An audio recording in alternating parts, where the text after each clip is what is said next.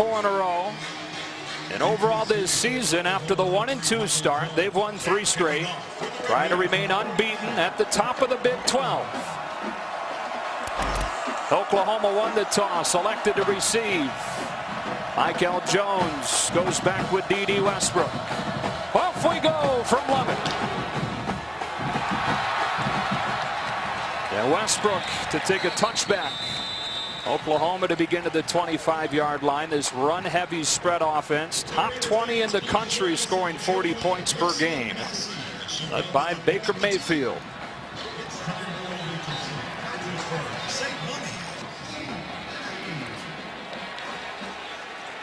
They ran for 405 yards against Texas Tech last year. They had Perine and they had Mixon. I know Perine today. It'll just be Joe Mixon. He's out there to begin the game with Mayfield. And facing a Texas Tech defense allowing 40 points per game. That's 5th most in the country. Straight downhill they go with Mixon, who's hit in the backfield by Fehoko and driven down to the ground by Zach Barnes. It's a loss of a yard, 2nd down, 11. And this is exactly what the Texas Tech defense needs from Fehoko, Pimpkins. They need help up front. Those guys are going to have to be the anchors of the defense and stop this Oklahoma running game. Gave up 7 yards per carry in the loss against West Virginia last week. Mayfield's first throw goes outside to A.D. Miller. Brought down by Justice Nelson and a gain of 7. On Oklahoma's first drive, it's 3rd and 4. And the biggest question is whether or not Texas Tech's defense is going to pressure Baker Mayfield. They've struggled all year long getting off the field on 3rd down, but they've got to try something different. Defensive coordinator David Gibbs has to try to find a way of putting more pressure on Baker Mayfield and maybe forcing a turnover.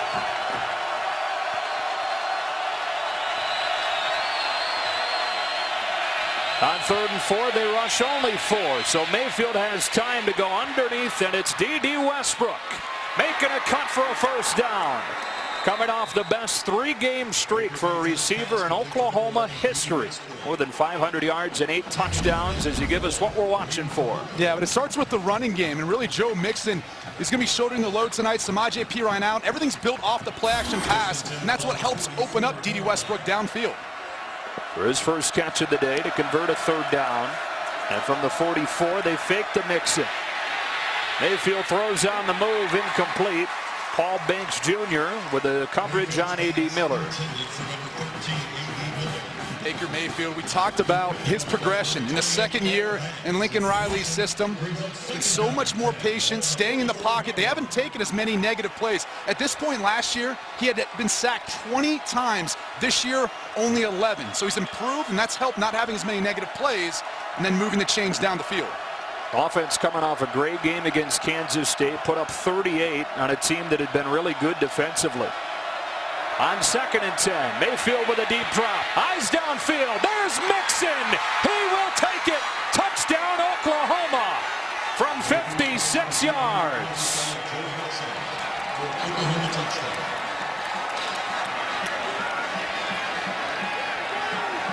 Well, we talked about this in the open. This is what makes Joe Mixon so special, is his versatility, his ability to be able to get out of the backfield, and he's basically going to beat right here. Jashawn Johnson in one-on-one coverage. Baker Mayfield again. He's patient enough in the pocket to allow Mixon time to get open downfield. And so it takes him just 1:37 to find the end zone. Seibert's extra point is no good. Joe Mixon on the long throw from Baker Mayfield, and the Sooners off to a great start. Texas Tech's offense takes it when you come back. The Honda Take Home a CRV sales event is here. Plum and a bunch of the coaches on his staff are alum. They take a lot of pride. It's not just about getting a paycheck. They take pride in how this team performs. Here's Reggie Davis, who can really fly, bringing it back from the 3. And he's hemmed in by Jordan Parker with a flag down around the 40-yard line. Sometimes it gets confusing because they throw tortillas onto the field on the opening kick, but it is a flag. I've been fooled before here, not again.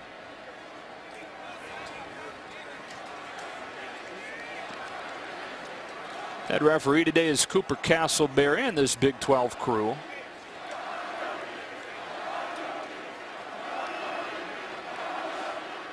Illegal equipment by the kicking team. There were 2 players wearing number 18. It's a 5-yard penalty, and it's first down. So Curtis Bolton and Dahu Green were both on that special teams unit, and that is a flag. So what are we watching for when Texas Tech has it, Brady? Number 5 in the country, scoring close to 50 per game. That man right there, Jonathan Giles, leads the Pac-12, and really Texas Tech was looking for someone to step up after Jakeem Grant went off to the NFL, and the guy who's really going to be responsible for trying to break up some of those pass plays, putting pressure on Mahomes, is Obo Arankwo. Leads the Big 12 in sacks right now. He's been fantastic. Patrick Mahomes, the nation's leading passer, to throw on first down. Plenty of time against only a 3-man rush. And a man comes open late. That's Cameron Batson for a gain of 8. Now Mahomes, in his 3rd season with time as a starter, sprained his shoulder a few weeks ago and his missed practice time. Cliff Kingsbury thought that caught up to him last week. Yeah, there are some things earlier in the season they wanted to work on, playing more from the pocket and sticking with the system, and kind of got away from that last week. He practiced more this week, and so far it seems like he's trying to stick with his reads and progressions, not just run outside the pocket when he can. Flips it outside to DeLeon Ward, the true freshman, making his first career start, lowering the shoulder to the 49 on a gain of 14. DeLeon Ward, the true freshman from Skyline High School there in Dallas. They talked about his 4.4 speed and really looking for a spark in that backfield. They've had no running game, and it's not just on the running backs or the personnel, it's also on the offensive line. They've had a bunch of moving parts. Justin Murphy was ejected last week. He's going to be out for the first half of this week's game. There's a targeting call last week in the second half of that game against West Virginia. Mahomes in the quick game underneath. There's Giles who coughs it up. And Oklahoma's got it. That's been one of the things that this team's been good at. Only the 2nd fumble this year for Texas Tech, and Jordan Evans recovers for the Sooners. Yeah, I think it was Emmanuel Beal who was able to knock this out. You can see he puts his helmet right on the forearm of the ball carrier. And I can tell you, as a former player, that hurts. Your immediate reaction is not to clinch onto the ball. It's actually to give it up. So a good play by Beal. That's exactly how they teach you to try to get the ball out when tackling. Again, this defense for Oklahoma, they haven't been as good as they were a year ago, but obviously a good start for the opportunistic team, because when they get turnovers, their offense takes care of the rest. That is only the 6th takeaway this year for Oklahoma's defense. Came into the game in the bottom 10 nationally at generating them. They get one on the first drive. Baker Mayfield comes back out. They just got that play off. Quickly in the hands of Mixon. A 56-yard touchdown on the first drive, and a first down on the first play of this one. Yeah, you can see what the game plan is right now. Obviously, they're featuring Joe Mixon. The other 2 people we've talked about, Dede Westbrook, and then it's Mark Andrews. But that's in the red zone of 3rd down. They're going to target number 81. He's about the size of a tight end, even though they've listed him really a wide receiver.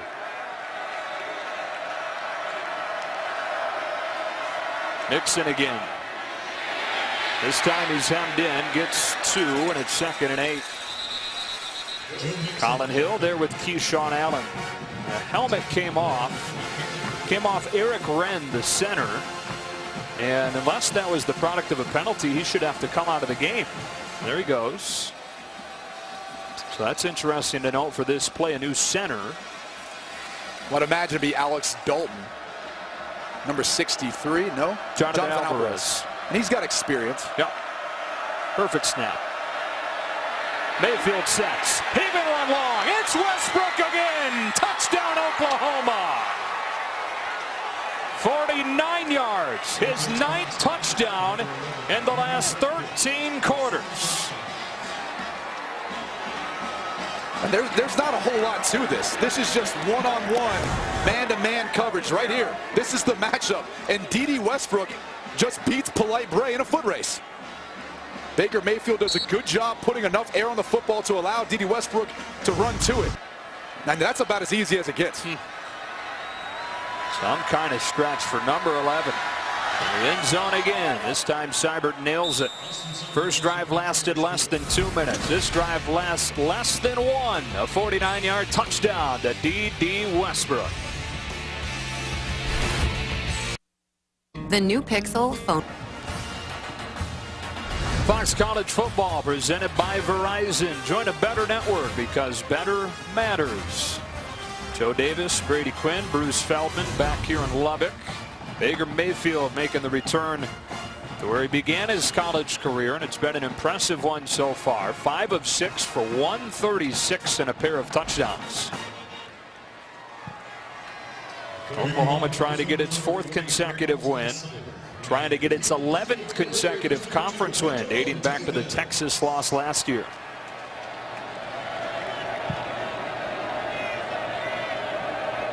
Seibert to send it away.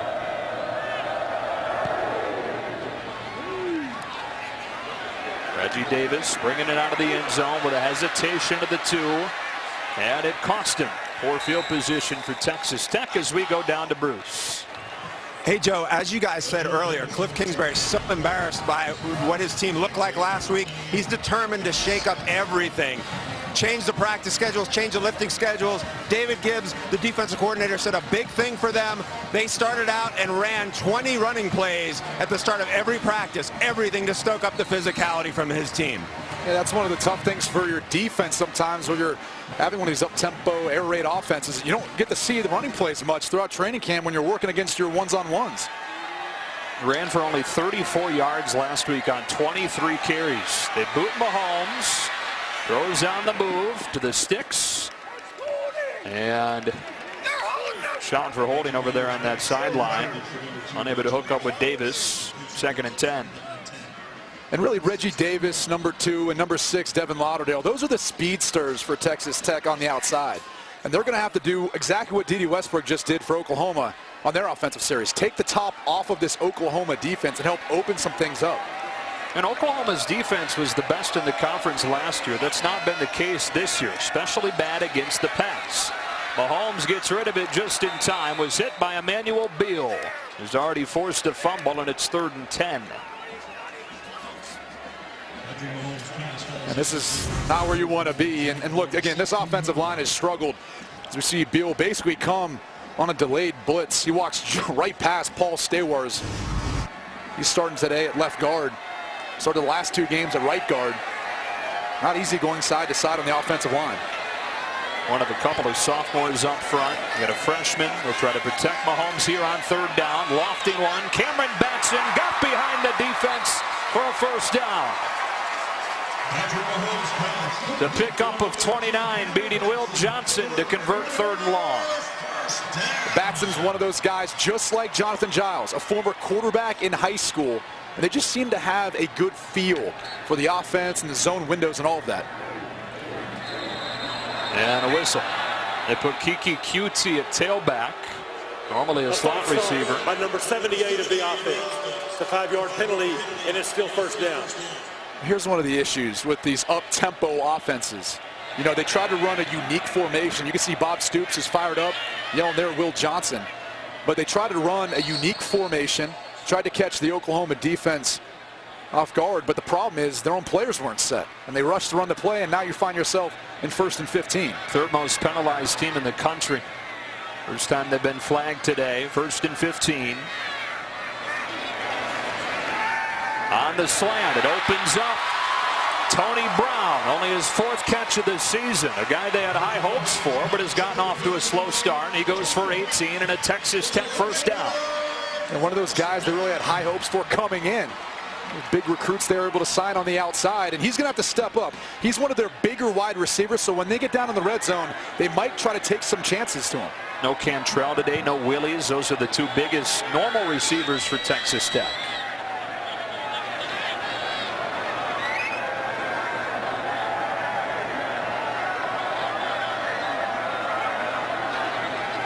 This time they bring 5. Mahomes over the middle. It's Giles. Coughed it up the first time that he had it. Here he holds on for a gain of 6, and Okoronkwo stops him. 2nd and 4. And from talking to the Texas Tech staff, they said Jonathan Giles is the guy we trust the most. That's why we put him at our Y position. He's on the inside. If there's pressure, he's the guy that sees it. He runs the right route, and Patrick Mahomes knows that he can get it to him. He's the most sure-handed guy, and he runs the most precise routes. That's why he's always open. Comes out on 2nd and 4. Oklahoma bringing pressure. They swing it outside to Sadler. Got a block in front. Stiff-armed his way for a first down before he was slammed down by Thomas. Sadler had his best game last week.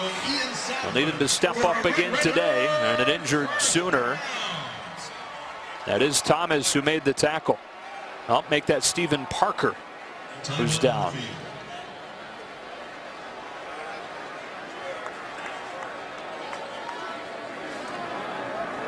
We mentioned this Oklahoma defense not being close to as good as it was last year. Part of that has been the injuries they've dealt with across the board on the defensive side.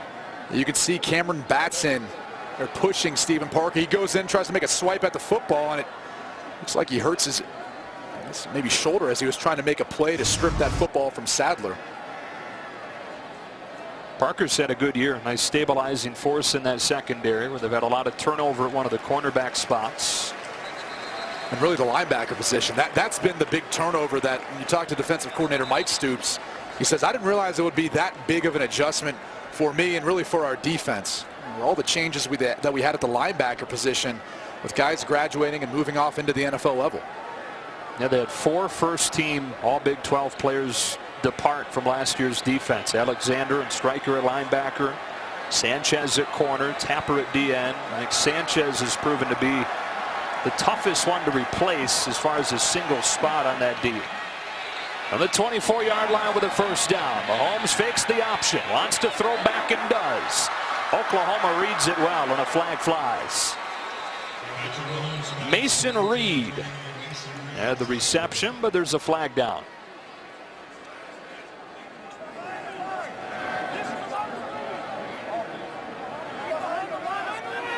An ineligible receiver downfield, number 2 of the offense.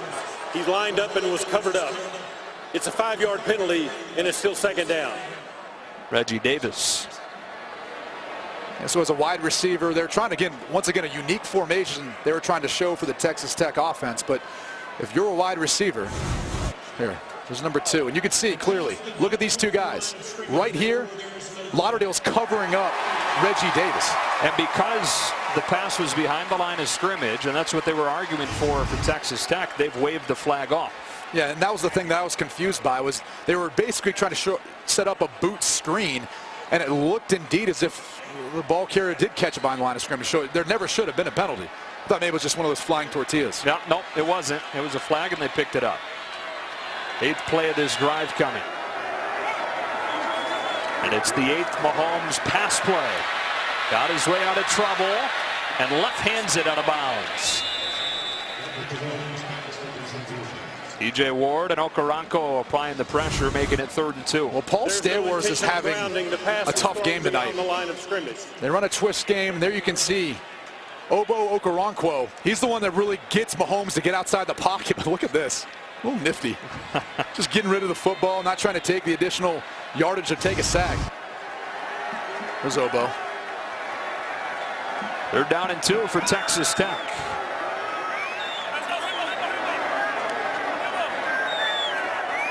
One of the best 3rd down teams in the country this year. That play clock winding down. They get it off. Mahomes will look to throw. On the out, he's got a first down with the Big 12's leading receiver, Jonathan Giles. It was just one-on-one, man-to-man coverage on Giles. And he did a good job of being able to use leverage.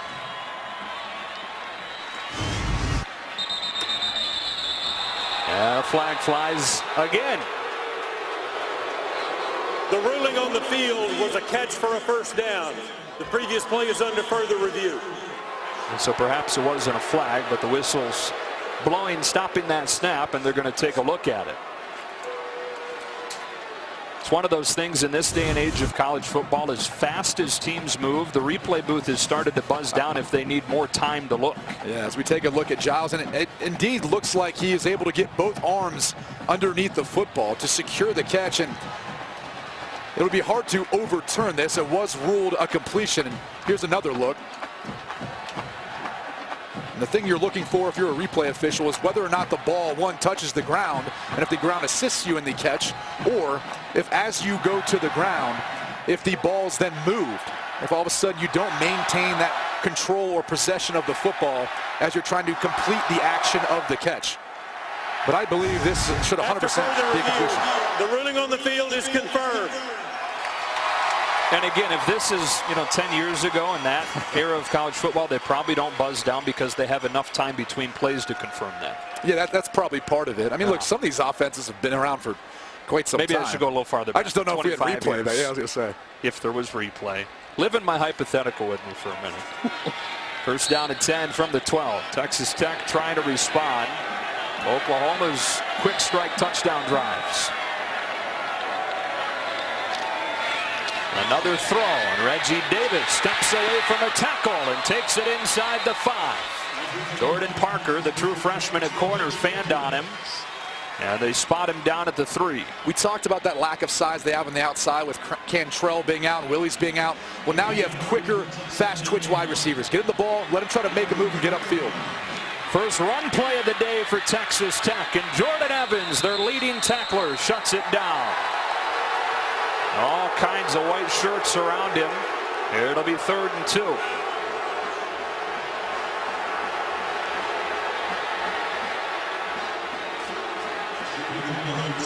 Some extracurriculars going on down there.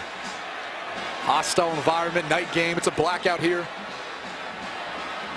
Jones AT&T Stadium. Things tend to get weird. Night games in Lubbock.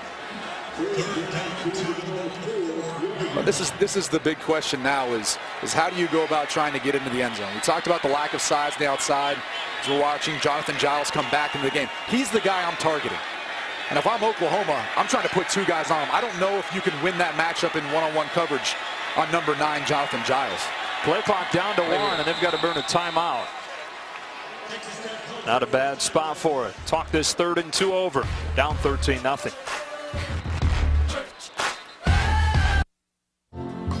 Down and 2 for Texas Tech. They've converted both 3rd downs on this drive. Deleon Ward straight ahead for a touchdown. It's the first of his career.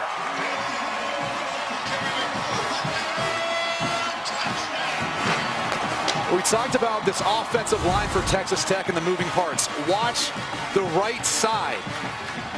You've got Madison Okwuomono as well as Balin Brown. Both guys did a tremendous job of helping to open up that hole. I think the Oklahoma defense was caught off guard, probably thinking that maybe they're going to utilize one of their matchups on the outside and throw the football in the end zone. How about Deleon Ward, though? Got his first career carries in mop-up duty last week. They liked how he ran. And so they started him tonight, but the plan was to redshirt this kid. They needed him on special teams, so they activated him a few weeks ago. Now he's the star running back. Got a touchdown. 12 plays, 84 yards. It took more than 4 minutes. Uncharacteristic for Texas Tech, a drive lasting that long. Normally on these kickoff returns, you might see Joe Mixon. Not anymore. Not with Samaje Perine out. It's Dede Westbrook back in his place. Yeah, and he will take an aim. So Baker Mayfield already a couple of touchdowns, comes back out. A former Texas Tech walk-on. In 2013, he won the Big 12 Freshman of the Year. Started 8 games, 2,300 yards that season. But then following the year, transferred to Oklahoma, even though he didn't have an offer. Without even contacting the coaching staff, he showed up, redshirted. He ran the scout team in 2014. Took over the starting job after winning it in fall camp last year. And finished in the top 5 in Heisman Trophy voting. Here he is in his 2nd season as the starter at Oklahoma. One of the best in the country over the first half of the season. From the 25, in the arms of Joe Mixon. Tackled by Jordan Brooks, true freshman middle linebacker, combining with Malik Jenkins, 2nd down. So far tonight, Oklahoma's ran 9 plays. 7 of those 9 have either been touches by Mixon or Dede Westbrook. That is essentially this Oklahoma offense. Now, they spread the football around too in the passing game, but it's really Mixon, Westbrook, and then they add in Mark Andrews, especially when they get down the red zone. And obviously Perine too, and he's healthy, but out tonight. Will be a few weeks out with a pulled muscle. Mixon has a hold this time. Brooks has another tackle. 3rd and 3 for Oklahoma. typically when Jordan Brooks is making a bunch of tackles, it's the big boys up front. Number 9, Andre Pipkins. Number 4, Braden Fehoko. Those guys are doing their job, holding up the offensive line, not letting him get to the second level, and Jordan Brooks can then make tackles. But now, with third down, does David Gibbs allow one-on-one coverage, especially after D.D. Westbrook beat you for a touchdown before? It's one-on-one, but it's in the grills of those Oklahoma receivers. Mayfield throwing short. It's Westbrook open, beating Polite Bray once again for a first down. And once again, D.D. Westbrook too quick off the line. Watch his little outside move on Polite Bray. Look, if you're going to be up at the line of scrimmage, if you're Polite Bray, you got to get up into the wide receiver and make some contact. There's no point in not giving yourself cushion if you're not going to be physical and try to mess up the timing of the route. No chance to keep up with a guy as quick as Westbrook like that. Play action. Mayfield a deep drop. Under pressure. Able to get away. Scrambling some more. Keeps his eyes downfield and finds Andrews and turns a disaster into a gain of 9. Said he developed that scrambling ability while he was running the scout team a couple of years ago. Well, and this is what makes Baker Mayfield so special. Nothing downfield. He somehow gets out of the sack and buys time and eventually finds Mark Andrews. He takes what would have been a negative play into a positive. That's why this offense is working so efficient this year. It's Baker Mayfield. He understands when to make plays like this and when to just give up on a play, throw the football away. So we take a look at Mark Andrews getting banged up at the end of that play. 2nd and 1.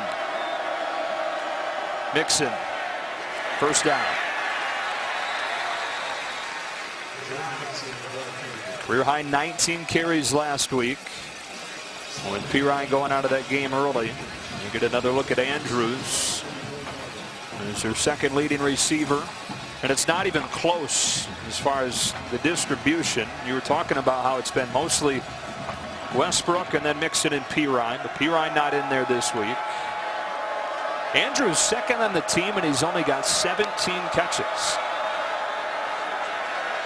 Mayfield to throw deep again. A.D. Miller goes up and gets it, but then it's jarred out at the last moment by Paul Banks.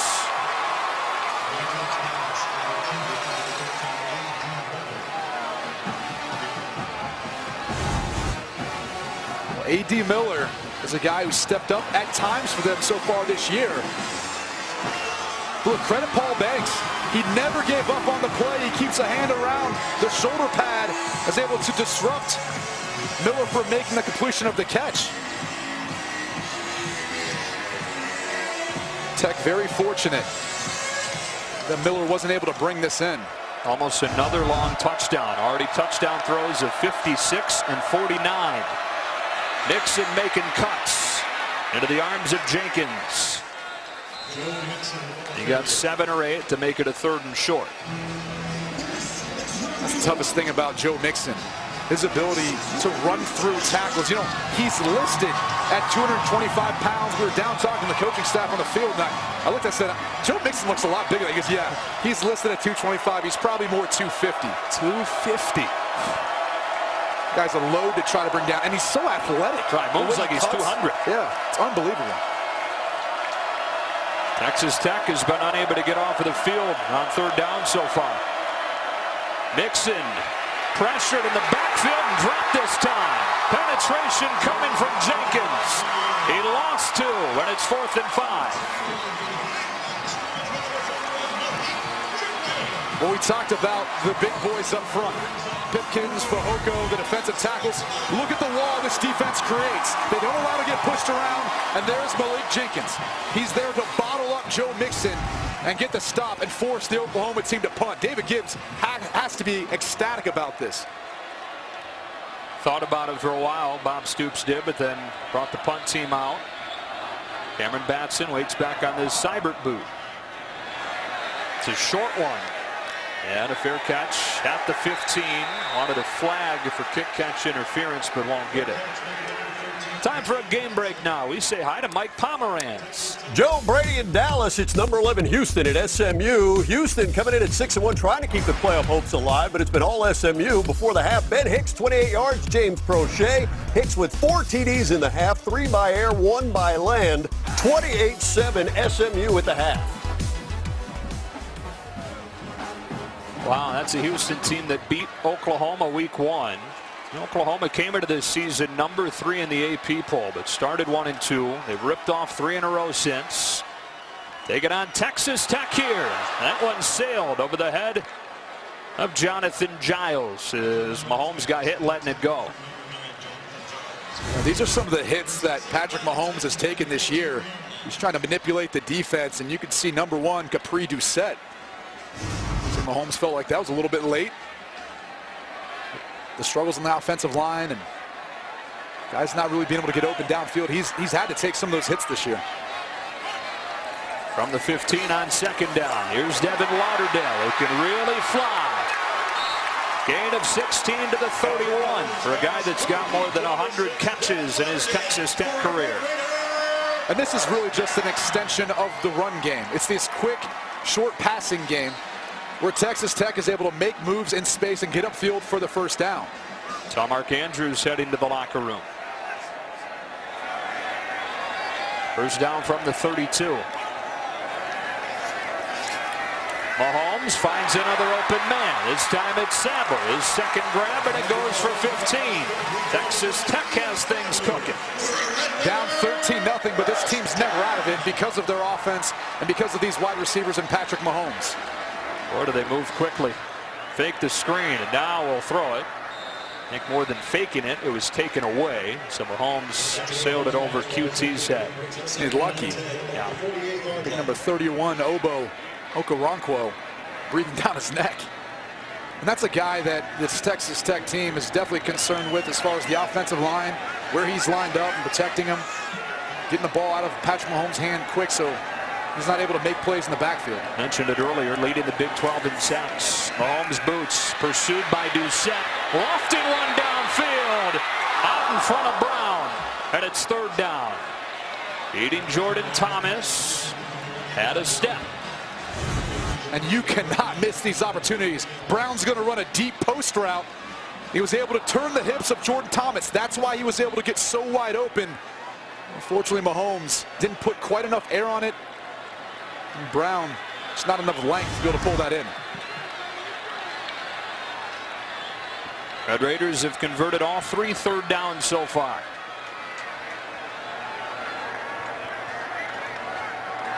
On 3rd and 10. Mahomes over the middle. It's a first down to Giles with a block from QT. Turns the corner to the 20. 32 yards, and Mahomes and the Red Raiders stay perfect on 3rd down. Well, this is what makes Jonathan Giles so special. Watch him come right in this window. He's got such a good feel for where the holes are in a defense, and that's because it goes back to his days playing quarterback. He's seen it from Mahomes' vantage point, so he knows what exactly Patrick wants out of his routes and where he should be at the right time. That's so much success here at Texas Tech, converting guys, quarterbacks, to that Y position. Mahomes dumps it off. Here's Lauderdale. Slipped out of a tackle and got 9. 2nd and 1. Jordan Evans, the tackle. And those plays work because the wide receivers on the outside do such a good job blocking for one another. There's a flag on the opposite side of the field.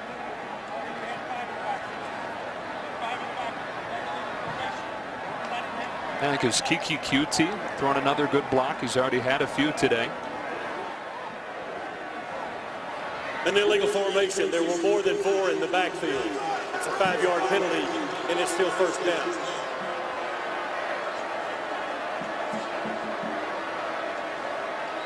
These are the sorts of things that obviously stall out drives, and you mentioned it earlier in the broadcast, Joe.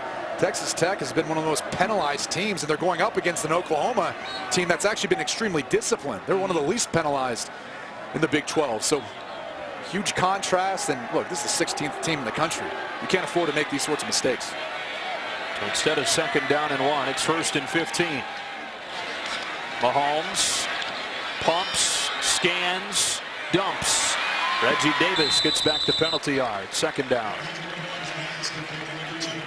As the Texas Tech offense gets down into the red zone, the biggest key for them is going to be coming away with touchdowns, not field goals.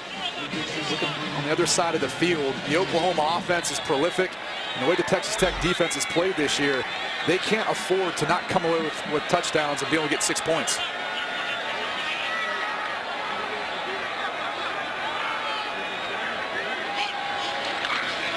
Play action. Mahomes throwing outside. Diving attempt by Mason Reed, who got his first career reception earlier today. Couldn't pull this one in. Third down. I think he had, a special teams tackle besides that. That's it. That's been all he's had in his career. But, I mean, look, after what happened last week versus West Virginia, you're probably hearing the crowd react. They believe it's a catch, at least from the replay view we had on the Jumbotron. But they're looking for guys to step up and guys to give them answers. Third down and 9. Converted all 4 third downs today.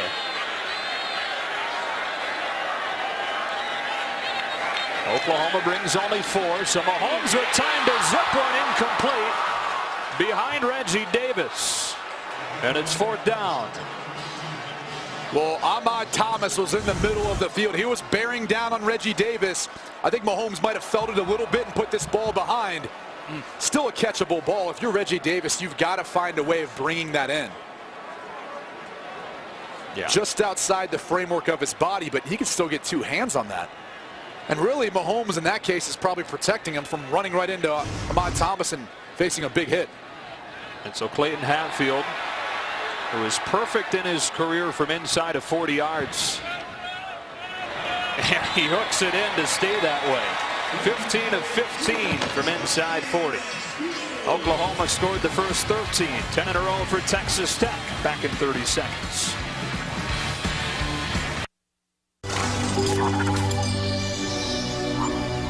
But I think he was escorted out of a restaurant. Something like that happened. He had to be escorted leaving the stadium. Yep. So a hostile environment. Yeah, an Oklahoma State trooper escorted him out in 2014 when he was here as a walk-on. A Oklahoma walk-on, that is. Big hole for Mixon off the right side. And an open field tackle made by DJ Polite-Bray. Well, Mixon could have been off and running. 2nd and 2.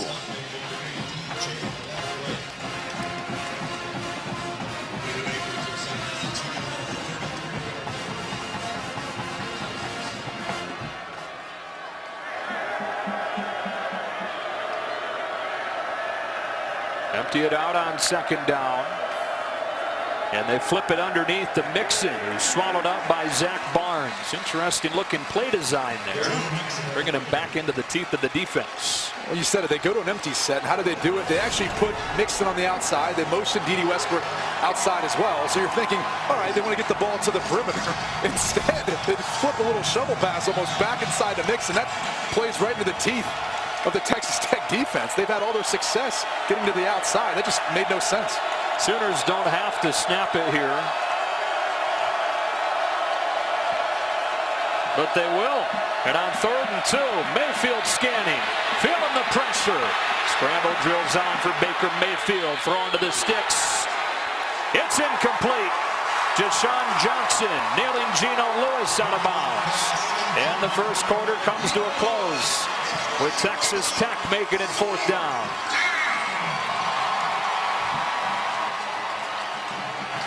Oklahoma got off to a rousing the first and second quarter to review that last play and have determined that the call stands, that this is not a catch. Yeah, and right there you can see it looks like his foot was about ready to come down inbounds, but then it just kind of drifts out.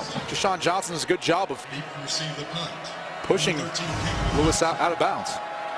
And so we begin the second quarter with a Seibert punt.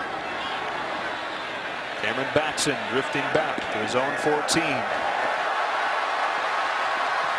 Batson given some room with a block in the back.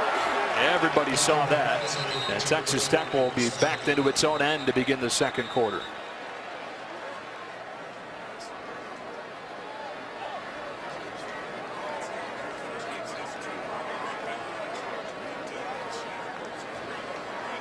Two penalties in the first quarter. They're going to have a third here. Had 10 of them against West Virginia last week for more than 100 yards. As part of that embarrassing performance in Kingsbury's An illegal words. block in the back by number 26 of the receiving team. It's a 10-yard penalty from the spot of the foul, and it's 1st down. And really both offenses right now have been kind of dominating. Without Texas Tech turning over the football before, the way they're playing right now, they might have ended up driving down the field and getting more points. But I mean, look at that. Each team total yards almost at 200 yards after one quarter. That's what we expected coming into this game. Both teams averaging better than 40 points per game. Texas Tech 5th in the country at 49 per. Obo Okoronkwo stopping DeLeon Ward to begin this Texas Tech drive. Okoronkwo has been part of that rotation for a few years on the defensive side, but his first year as a starter has been a good one. Fake underneath and throw incomplete behind QT. And in a hurry, 3rd and 9.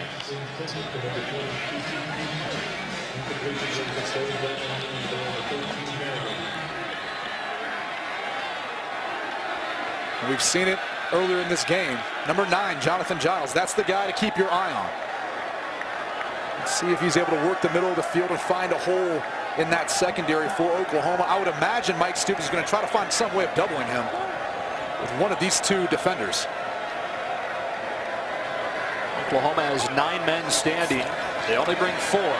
Mahomes floating one, dangerously incomplete. Stephen Parker had it gift wrapped and couldn't hang on. 4th down.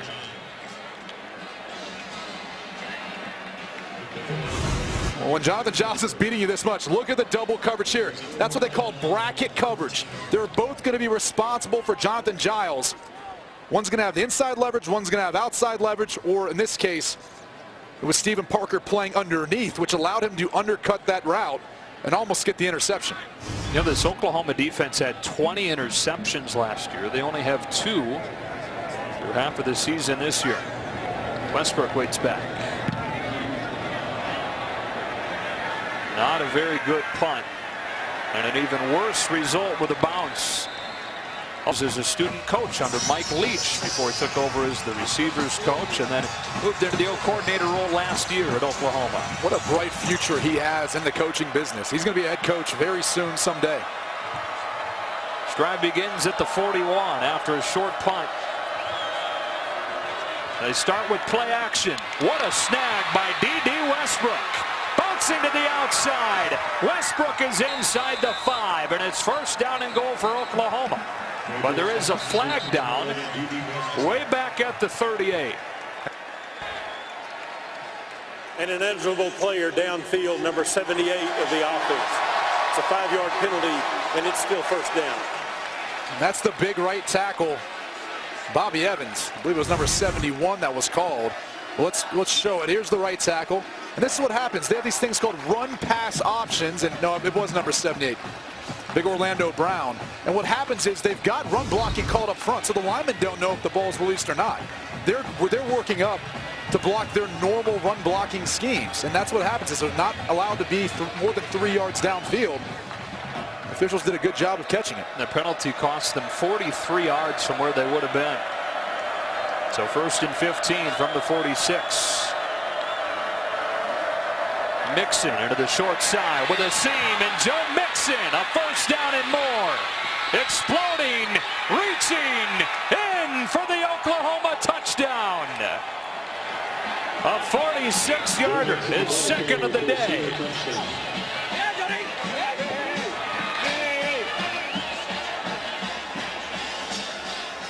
Joe Mixon had 156 yards a year ago versus Texas Tech. And look at this hole that's created by the Oklahoma offensive line. That's really been the key for this team. They've been winning on both sides of the ball up front, their D-line and their O-line.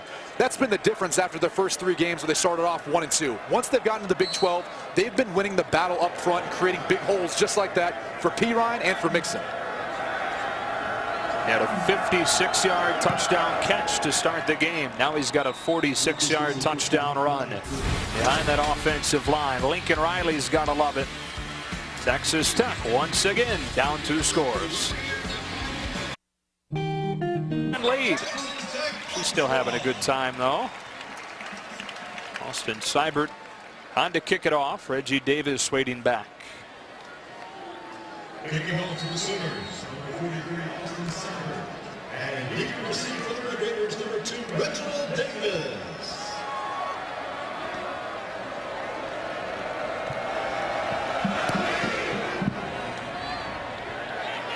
And a line drive kick bounces into the end zone. Game break time. Here's Mike Pomerantz. Joe Brady, baseball in Chicago, Game 6 NLCS. Dodgers Cubs already up 2-0. Bottom of the second inning. Dexter Fowler, the RBI single to left. Caught in a rundown, though. That would end the inning, but the run does score. Cubs wanted to get to Clayton Kershaw early, and they have. They lead 3-0. Bottom of the third. Joe and Brady a win tonight. Chicago goes to the World Series to face Cleveland. What is Wrigleyville like right now? Oh, And probably. what will it be like? Hoping Steve Bartman isn't making his way to the stadium. Yeah, last time they were up 3-2. That's what happened. First down and 10 from the 25-yard line. After the first 3 and out of the day, Texas Tech goes back to work. Mahomes finding Davis, incomplete. Our producer, Jeff Gowen, was the producer of the Bartman game back in 03. Oh, yeah. He made sure to focus in on Steve Bartman. He's never been able to go back to Chicago ever again. Don't put it on Gow. Look at this Texas Tech offense, though. I mean, really, when you look at their success on their drives, it's the times when they don't fumble the football, they're not penalized, and they don't get in front of themselves. Second and 10. Oklahoma has not brought a ton of heat. The question here is, did Okoronkwo draw Steele off? A false start by number 78 of the offense. It's a 5-yard penalty, and it's still second down. Well, when Okoronkwo is lining up across from you, I mean, look, you're tense because you understand the speed that he possesses to get off of the edge. He's had 4 sacks in the last 3 weeks to start a Big 12 play in the track stance.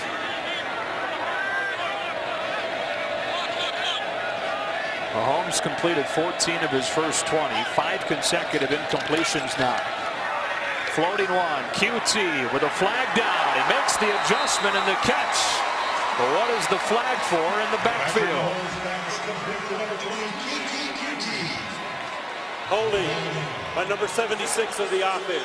Wow. The penalty is half the distance to the goal, and it's still second down. Paul Staywor's left guard. Yeah, and Staywor's, again, it's his first start at left guard. He started the previous 2 games at right guard. And just so people understand at home, it's incredibly hard for an offensive lineman to move from one side to the other, or even from guard to tackle. Look at him, he's right here. He struggled tonight so far, but it's tough. Your footwork's different. The way you place your hands are different. You got to flip things in your mind, and it's tough to do in a course of a week. Cost him 38 yards. He makes it second and a quarter of the field for the Red Raiders. More heat coming off of the edge. Davis has this one and bumped out of bounds, crossing the 20 by Jordan Parker. This defensive coordinator Mike Stoops talked to us a little bit about some of the difficulties, some of the changes he's had on defense this year, and you can see right away there's a lot of soft coverage on the outside. Texas Tech is going to be able to take advantage of that unless these cornerbacks get up in the face of the Texas Tech wide receivers and challenge them. They're down 12. I mean, look at the space you have down here.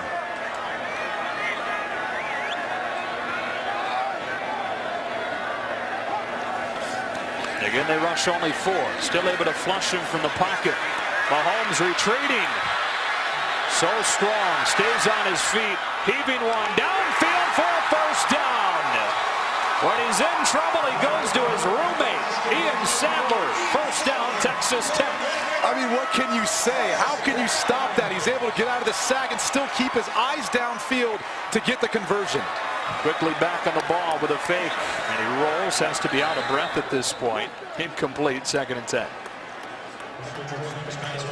And this is that fine line of when to give up on a play or when to stay in the pocket. But really, there was nothing open downfield. Mahomes gets outside. And you can see it. Look at his eyes. They're still downfield. Even with the guy hanging around his hip, he's still looking to keep the play alive. And there is sure-handed Ian Sadler to make the catch. Fakes a quarterback draw. Now he goes over the middle for Mason Reed. Who is this guy? That's what I'm still trying to figure out. I haven't seen him on film all year long. But again, this was a week where Cliff Kingsbury was looking for some guys to step up on their team. Guys that would come in, do their job, not have any excuses. And so far, Reed's been one of those guys who stepped up. You mentioned it. His career stats included a special teams tackle entering this week. Today's got 2 catches for 28 yards. Holmes looking to throw again. Pumps underneath. Trying to extend the play. Throwing one out of bounds. Patrick Mahomes' pass falls incomplete. More pressure without even bringing any extra men. Brings up second down. Well, they're only rushing 3, and really it's the double coverage right here on Giles. Watch as we roll this replay. Excuse me, it's actually up top here. You can see the safety on Ahmad Thomas working to him. But they're trying to devote 2 defenders to him wherever he goes, regardless of where he lines up. Still have been able to find Giles 4 catches and 54 yards. That leads the squad. Not sure what the reaction is here. Well, Texas Tech subs, so Oklahoma then had the opportunity to sub, so the officials wanted to make sure that they held the snap so that Oklahoma had the chance to properly substitute and get the players off the field. On second down, Mahomes pumping again. No way he gets out of this. Losing 2, and again it's with only a 4 or 5 man rush. Obo Okoronkwo will get credit. Third down. You can see this Texas Tech offense has gotten a little bit out of rhythm now with some of those quicker passes that they were utilizing to the outside. Now Patrick Mahomes, again, he starts to be a little bit undisciplined, starts to rush outside the pocket. Sometimes he invites some of those problems, and it plays right into the Oklahoma defense. 3rd and 12. Let's see what Oklahoma brings. Not a lot so far today. Someone besides Giles has to step up. Only 4 come. Wide open. First down. Devin Lauderdale taking advantage of that soft coverage that Oklahoma's defaulted to all year. Well, when you're doubling someone, there's someone else who's going to be one-on-one. Patrick Mahomes found that wide receiver. That was Devin Lauderdale outside one-on-one versus Jordan Thomas. Fake to Ward. Immediately under pressure, having to kill it to the sideline. DJ Ward and Jordan Evans were there as soon as Mahomes turned around. 2nd and 10.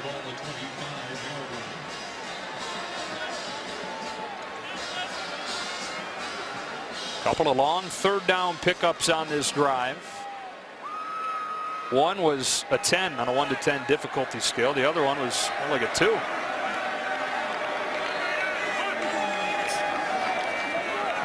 Take the screen to Ward. Now Mahomes cuts it outfield and belted down by Jordan Evans. Got 1, 3rd and 9. It's Texas Tech offense to get down to this area of the field and kind of started to stall out a little bit. Cliff Kingsbury call a screen there. Nothing much. Patrick Mahomes tried to create. It's hard to make these 3rd and 9s in a condensed part of the field. It plays to the advantage of Oklahoma. A little bit tighter coverage across the board this time.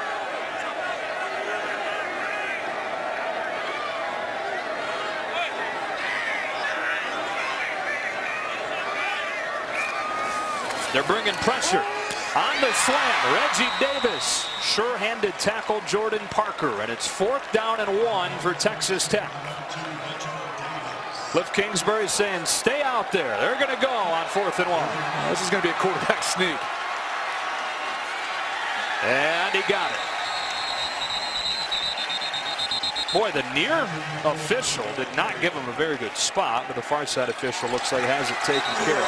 First down, Red Raiders. And look, they don't get under center, but to do basically one of 3 things. The majority of the time, it's a quarterback sneak, or they spike the football. It's also sometimes they'll hand the football off on a dive as we've got an injured player down for Oklahoma. That's Matt Romar. That is a guy that you cannot afford to lose on this defense. He is the anchor up front, and he seems to be in some pain. Already without a pair of starting defensive linemen. And they lost so much from last year, and they've lost so much as this year's gone on, with the guys trying to replace the all-conference players that departed. And that's where you see the numbers that this defense has struggled to.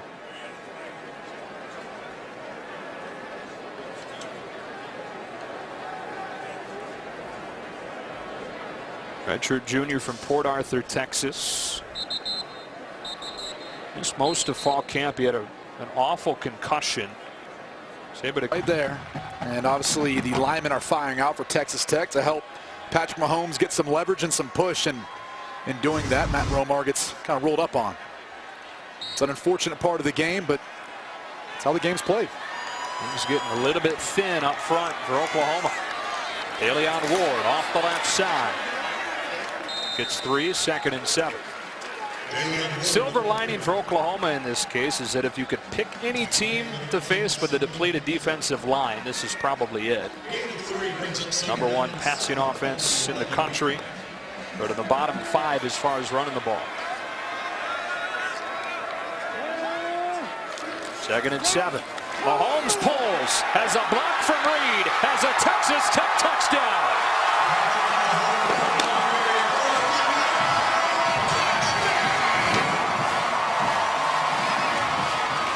Well, this is what you're capable of doing in the running game when you've got a quarterback who's athletic like Patrick Mahomes. And watch Mason Reed as he comes across the formation. See number 29?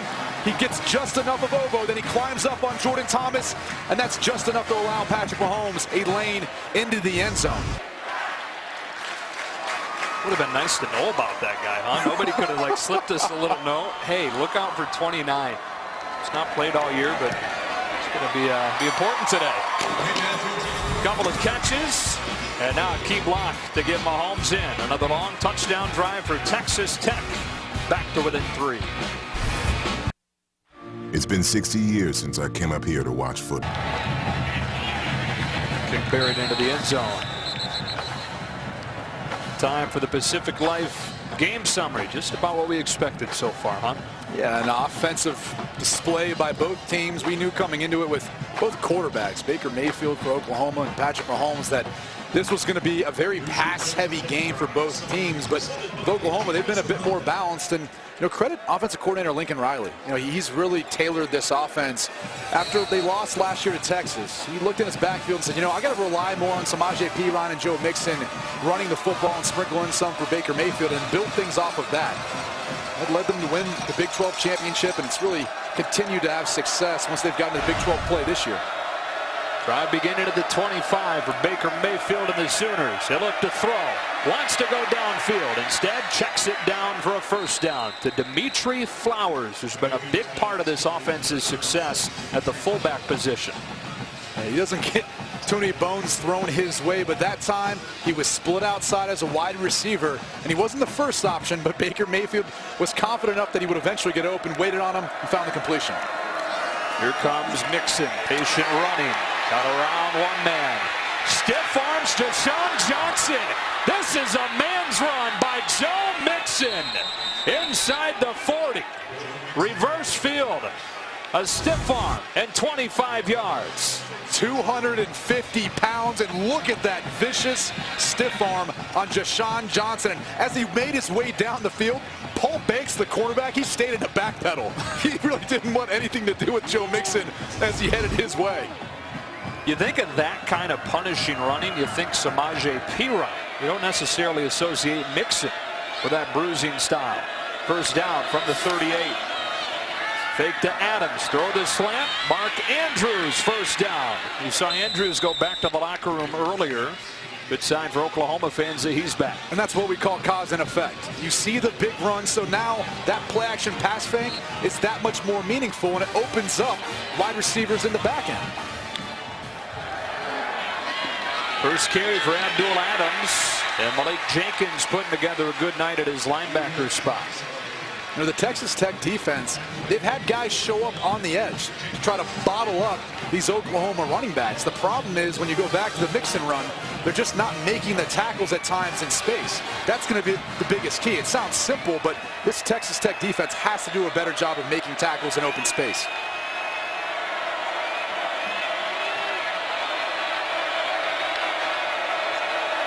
It's a trick play. Westbrook on the reverse. And D.D. Westbrook sets up first and goal. Not sure where Dimitri Flowers is going. Flowers ran right by a guy that he could have blocked. They still got a first down. I actually think they were trying to set up a pass because Westbrook started to look back across the field, but no one was really open. I think they're all still fooled by the initial run play. So then Westbrook did the smart thing and just carried on up the field and got the first down. So that would explain Flowers, who's got a reputation for being a great blocker, just sailing right by DB. Texas Tech has not stopped a soul in the red zone this year. 29 consecutive drives have ended in scores once they've entered the red zone against Tech. Mixon downhill for 3. And that's one of the toughest things when you're talking about defense nowadays in college football is you're going to give up yards. You talk to any defensive coordinator, they just tell you it's too tough to stop these offenses for picking up yards and big plays. It's the red zone that's the key. Forcing them to kick field goals and not get touchdowns, and that's really where Texas Tech has struggled. Second and goal. Fake to Mixon. Open is Andrews. And it is broken up by Polite Bray. Couldn't quite get it off in time. Andrews was open initially, but Polite Bray was able to recover, and it's third and goal. With play action, fake misdirection, and that's why Mark Andrews gets so wide open. He beat Polite Bray off the ball. Fortunately, though, Polite Bray was able to get a hand back in to disrupt the completion. Baker Mayfield couldn't really get his feet set to put any more zip on that. Otherwise, it probably would have been a touchdown. So now third and goal.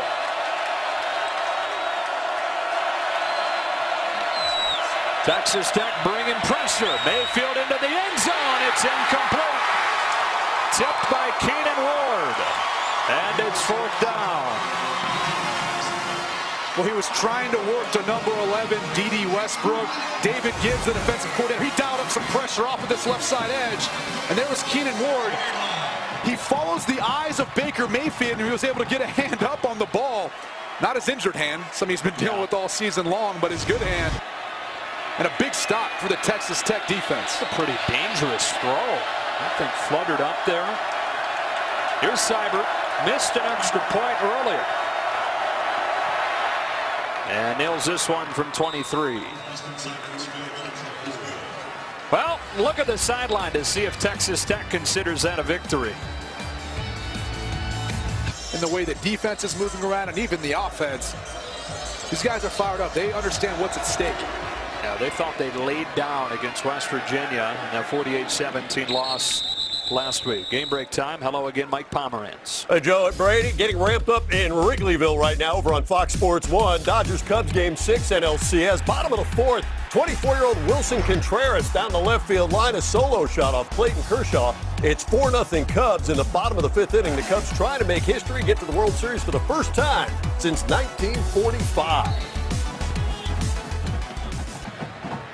For the right to face the Indians, who last won the World Series in 1948. Texas Tech offense back out there at the 25-yard line. Coming off a long touchdown drive. Not a ton of rhythm on that drive, though. See if they can get Mahomes back in rhythm. Trying to find an opening to Davis, and it's over his head. Let's check in with Bruce Feldman. Joe, Matt Romar, the Sooners defensive lineman who was hurt before, hobbled off the field. He's really struggled to put any weight on his left knee. Samaje Perine came over to check on him. All his teammates have been around him. He's still out here. They put a sleeve over it. We'll see if he's looking like he's a little better now than he did 5 minutes ago, though. All right, Bruce. Thanks for the update. 2nd and 10. Mahomes and the Red Raiders out of an empty set. Feels the pressure and steps away, but there's a flag down, and this is coming back. QT's going to take it to the house, and about 60,000 hearts are about to be broken.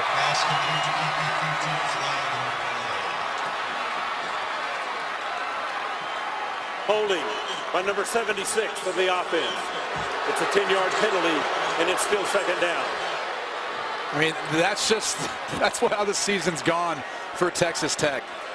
Talked about it. Paul Stawar is clearly having a rough night so far, and only 5 minutes and 56 seconds into the second quarter, but you can see he just grabs the outside shoulder. See the hand on the back of Okoronkwo's back.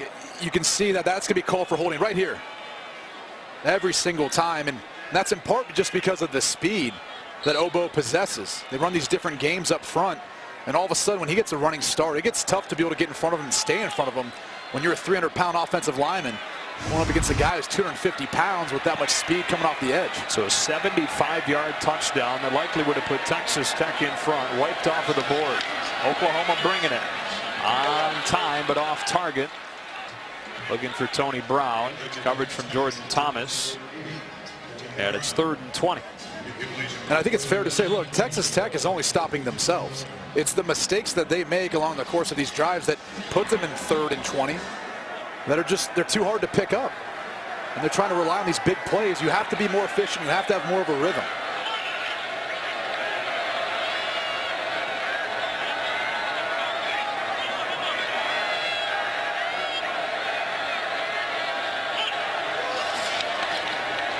A four-man rush has him flushed. QT, what a play! Keke QT hangs on, and they convert 3rd and 20 with a gain of 25. The sophomore out of Lufkin, Texas. He has continued to get better and better and better. You heard Eric Morris, offensive coordinator, talk about him, the progress that he's made, and they just continue to keep feeling like they can rely on him. And another injured Sooner. You take another look, and again, one-on-one coverage. He's going to stutter him around the 20-yard line, which helps him get separation and get upfield, but this is just all QT. And would go up and secure the catch. Look at the elevation. QT's only 5'11", but he's got some hops. Looking at Curtis Bolton, who is the injured player for Oklahoma. And they're not booing him for being hurt. They're booing him because they think that he went down to slow Texas Tech. But you see that from time to time. Sometimes when offenses get on a roll, they're trying to play fast. Once in a while, a guy happens to get a cramp. I don't know that it's that hot down there tonight on the field. And all that said, he very well could be hurt. Yeah. We never want to accuse under further review of that. Simply pointing out what the 60,000 here in Lubbock had on their minds. So they're going to take a look. Yeah. QT was working one-on-one versus Khalil Houghton. See if he maintains control of the football as he comes to the ground. I mean, Houghton's arm almost assists him in keeping the football from hitting the ground. This will be a great angle. That's a catch. There's no doubt it's a catch. I mean, there's nothing there that would lead you to believe this will be overturned.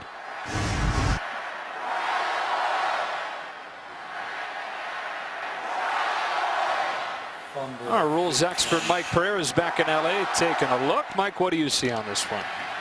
Hi, guys. You know, we're seeing the same thing that you do. We're trying to find the ball hitting the ground, but we just don't see it hit the ground. So, you know, because of the fact that they ruled it as a catch on the field, I really don't see anything. Ball moves a little bit, but I just don't see it hit the ground. So I think it's got to stay as a catch. Yeah, I'm with you, Mike. Just not enough there to overturn this call. And again, this Texas Tech offense continues to live off of big plays, even after they kind of shoot themselves in the foot. They're now 7 for 10 on 3rd down. And they've been in some 3rd and long situations, and they still, manage to find ways to pick these plays up. Credit Patrick Mahomes and his ability to buy time and keep his eyes downfield and give his wide receivers a chance. Yeah, they're 7 of 10, you mentioned, on 3rd down, and the average has been 3rd and 9. So it's not like they've had just after further review runs. The ruling on the field stands. First down. Averaging 13 yards per play on those 3rd and 9s. Yeah, and think about it. We just saw a touchdown get called back for a holding penalty. But they continue to keep the drive alive and convert. They've got to do a better job on 1st down. Picking up something positive and not continue to keep putting themselves in these 3rd and long situations. After the QT catch stands, 1st down from the 39. QT coming in motion, taking the fake. He's a decoy for a deep ball. Reggie Davis gets behind the defense, and a flag flies on Will Johnson. It was underthrown, and that's what led to the pass interference.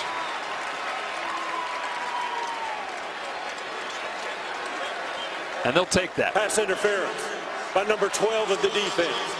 It's a 15-yard penalty and an automatic 1st down. That's the tough thing when you're trying to match up with Texas Tech. It's the speed. That's Will Johnson right there. You see Reggie Davis. He's going to work basically on the inside edge of the numbers, and he had him beat easily. Ball underthrown. But because Will Johnson never really looks back to make a play on the football until the last minute, he interferes with Reggie Davis before the ball arrives, and it's going to be considered pass interference. So, fresh set of downs in Oklahoma territory. Mahomes, known as really strong arm thrower. You rarely see him leave him short like that. Going deep again. This one over adjusted now in front of Lauderdale. Yeah, I mean, look, you'd like to give your wide receiver a chance, because now you're sitting here in 2nd and 10, and instead of maybe possibly having a play where Lauderdale could come back to the football and maybe draw a pass interference. So again, that's kind of the catch-22 that you're in as a quarterback, right? You give him a chance that allows the defensive player to maybe come into play and get an interception, but there's obviously a possibility of Beck had been moving the ball, but with kind of a lack of rhythm. Are you sensing them getting it back? I mean, not after that last play. I mean, again, they were a beneficiary of a pass interference, and they just missed another go ball. So in 2nd and long is tough to be, but in this part of the field, you might be thinking it's 4-down territory anyways. 2nd down and 10. 4 receivers into the wide side. Mahomes rolling that way. Zipping one into a tight window for Keke Coutee. What a night he's having. That's even with the 75-yard touchdown wiped away by a penalty. Well, they're utilizing the holes in the middle of the field, and they're finding them right in between the linebackers, Emmanuel Beal, number 14, and number 26, Jordan Evans.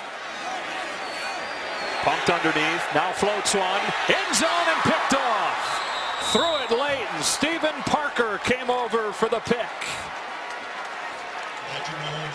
Stephen Parker had his eyes on Patrick Mahomes that entire play. They tried to fake a little screen and then throw vertically to Reggie Davis. You see Mahomes going there the whole time, just puts too much air in it. I mean, if you're Patrick Mahomes too, you want Reggie Davis to at least come back and make a play. I don't know that he ever saw Stephen Parker coming across the field. Now, last season, Mahomes was intercepted 4 times by Oklahoma. A couple of them were off tip balls. One of them was right into the hands of a defensive lineman, but that was a career high last year. Yeah, he struggled a bit when they didn't bring pressure on the way, when they didn't bring 4-man rushes, because it allowed them to sit at the line of scrimmage and tip balls and make plays on the ball. Trying to get some breathing room, and they'll get plenty. Joe Mixon breaks across the 30 on a 31-yard gain. What makes the best running backs so special is when they're patient. The hole wasn't there initially, but Joe Mixon knew when to turn on this speed, accelerate through the hole for the big gain. Already has 142, nearing a career high here in the first half.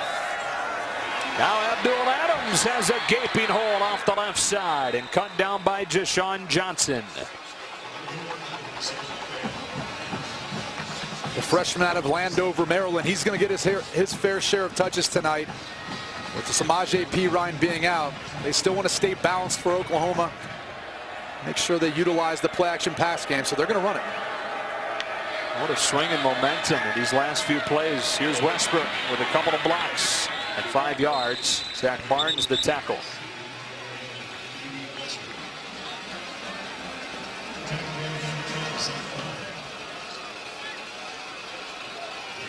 Mayfield 10 of 15.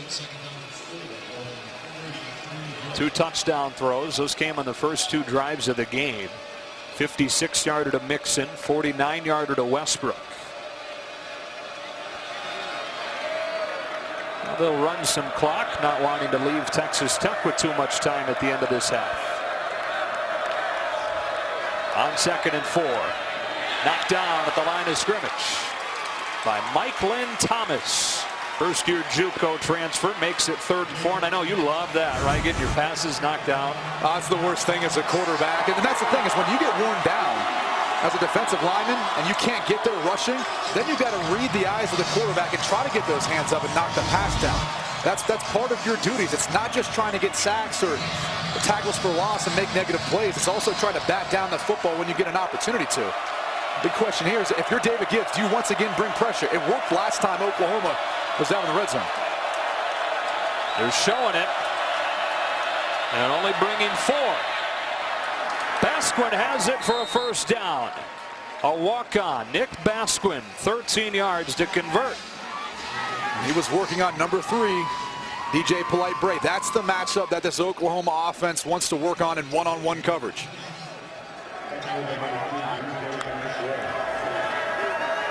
Adams slipped away from Thomas for a short gain.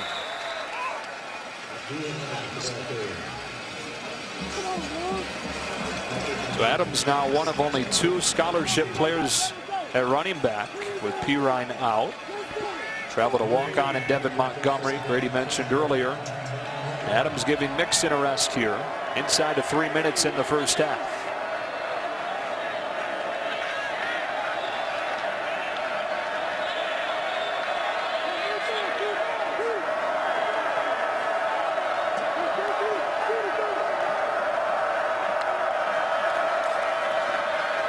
Mayfield pressure, spinning, retreating, Ward chasing and forcing the throwaway. 3rd down. There's a man down for Texas Tech. Taylor Nunez was set to see his most significant role of the season today as the injured player.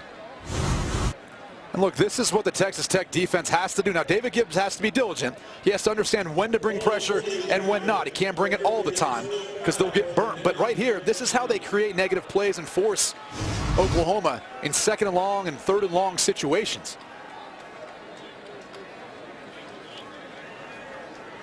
Talk about David Gibbs, and people have talked a lot about the struggles of this Texas Tech defense. But the fact of the matter is, David Gibbs has been successful wherever he's been. You can go back to his time when he was at Minnesota. They were a top 10 ranked scoring defense there in one particular year, never allowing more than 26, 27 points a game. Then at Auburn, top 20 scoring defense again. And the same thing at Houston. You look at the success that Tom Herman's having at Houston right now. It's in large part because of what David Gibbs helped build there as far as recruiting, the guys he brought in, and the things he taught them on the defensive side of the football. If he could just show a little personality, he could really fly. Oh, he's the best. He is. 3rd and 10 for Oklahoma. Mixon back in the game. All the way to the top of the screen.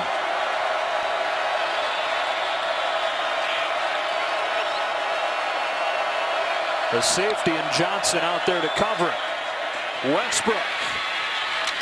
Popped. Stayed on his feet somehow to get within a yard of the 1st down. And it's 4th and 1 for the Sooners. And Baker Mayfield was out there lobbying to get Coach Stoops to go for it, and they will. Mixon, it's going to be close. Fehoko gobbled him up. It will depend on the spot. A critical moment in the first half of this game. This is exactly what Cliff Kingsbury was looking for out of Braden Fehoko when he went to Hawaii and recruited him. A big guy who could get penetration in the backfield and help get stops.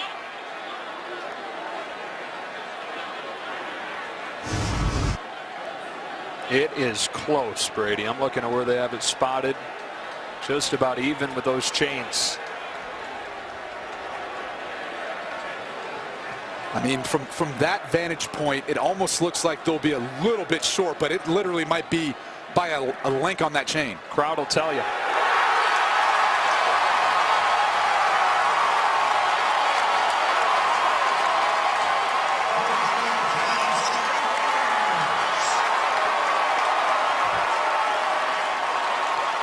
Two times now, David Gibbs and this Texas Tech defense has stepped up, and they've responded after a poor performance last week at home versus West Virginia. And it's been the big boys up front. Braden Fehoko, Pipkins. They've continued to anchor this defense. They haven't given up hope. They went back to the drawing board last week, played more physical in practice, and we're seeing it here tonight. So often you'll see a team take momentum with a defense and then take a shot on the first play. And I think Oklahoma knows that. They have Amon Thomas 20 yards downfield. They are going to take a deep ball up in front of QT. And Samaje Perine shoves QT as he goes out of bounds. That was interesting. You mentioned it. Take a shot, and as QT goes out of bounds right here. I mean, that's just unnecessary, and unfortunately for Texas Tech, the official didn't see it, but it's just disrespectful move. Inside of 2 minutes in this first half, Oklahoma by 6, showing pressure on 2nd and 10 and bringing it. On the slant, QT turning into Mahomes' favorite target at the moment. He gets 8, tackled by Will Johnson, 3rd and 2. Yeah, really, it was Jonathan Giles earlier in the game. The Oklahoma defense has done a good job keying in on him, giving safety help or doubling him at times, but you can't double everybody. And Kiki QT has now been the guy that's really showed up. That slot wide receiver. 3rd down and 2. The slot to the top. Mahomes under pressure. He can run and does for a Texas Tech 1st down. Still 2 timeouts left for the Red Raiders. Clock stops as the chains move. Mahomes is tough to stop once he gets going. He's probably bigger than 230. Yeah. Tucks it again. Makes a move on Evans into the open field and slides down and a gain of 16. This is just playing football in your backyard right now. And this is really where Patrick Mahomes excels. The 2-minute drive isn't really that much different than what Texas Tech normally does. Down to a minute. Quickly in the hands of Batson. Cameron Batson twirling his way for 7. Still got 2 timeouts. Use one of them here.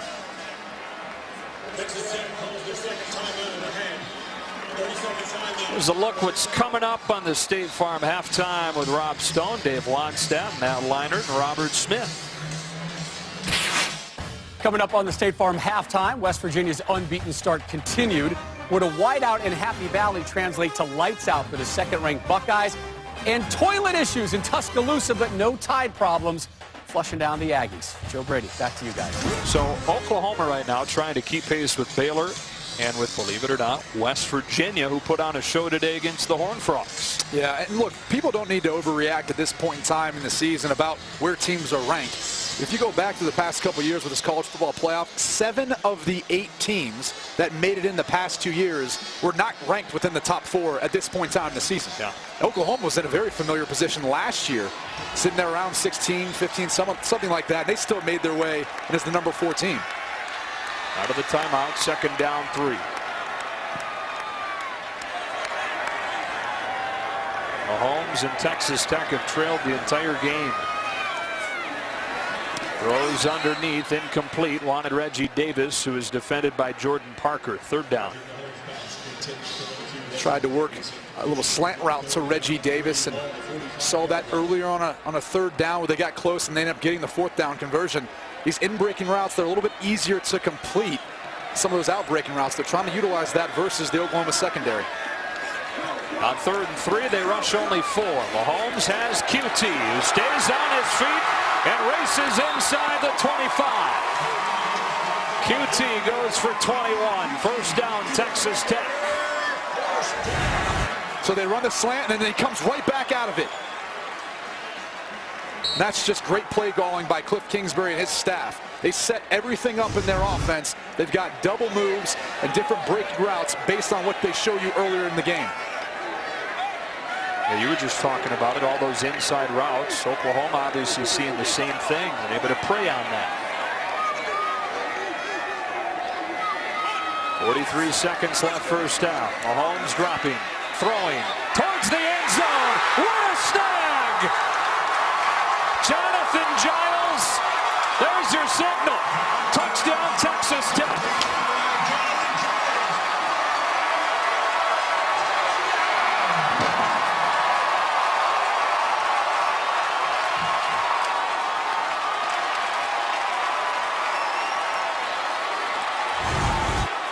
With his fingertips as Patrick Mahomes works up in the pocket.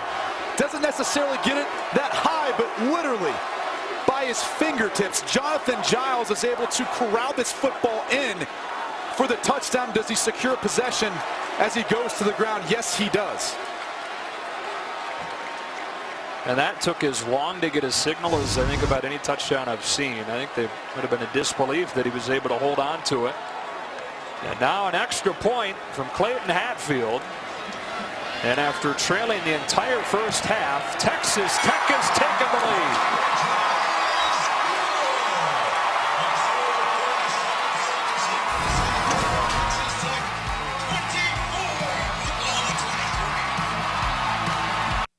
didn't. You can see why. Because they've had so much success in the past doing that before. You talk to Cliff Kingsbury or Eric Morris, and they just say, look, man, as much as we throw the football and as smart as you are, you could fit right into this situation like a Danny Amendola or a Wes Welker, other guys who have played slot in this Texas Tech system before. Like the coordinator, Eric Morris, so he can even vouch for it. Coming up on the State Farm halftime, Rob, Dave, Matt, and Robert take you through all the day's action. Still plenty more to come on this college football Saturday, the back half of October. So 37 seconds. Oklahoma has a pair of timeouts, and just like Texas Tech, they can move it in a hurry. And always keep in mind, the clock stops in college football after a first down, so you do have plenty of time if you work efficiently once you get that first down and get up to line of scrimmage and get set.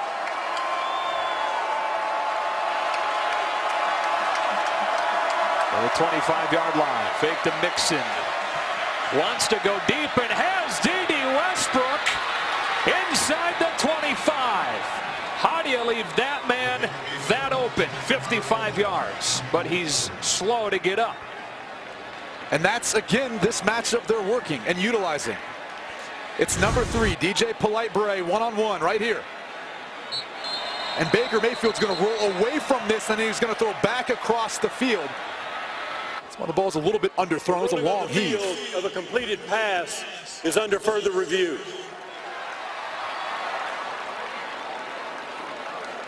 Polite-Bray does all he can to try to disrupt Westbrook from maintaining possession of the ball as he goes to the ground. Now, again, I don't think there's anything there that you would think would overturn that being a catch.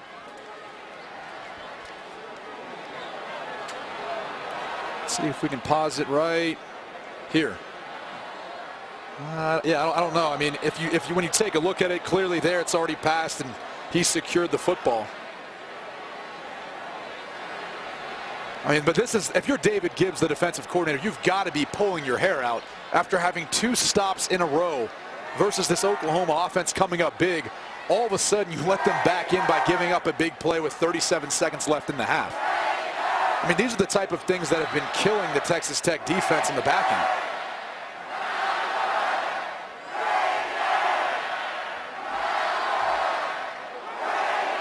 And if you're Oklahoma, you're looking and seeing that this probably is at the very least will stand, the concern becomes Westbrook limping off of the field. He was not himself in the first few weeks of the season dealing with a hamstring injury.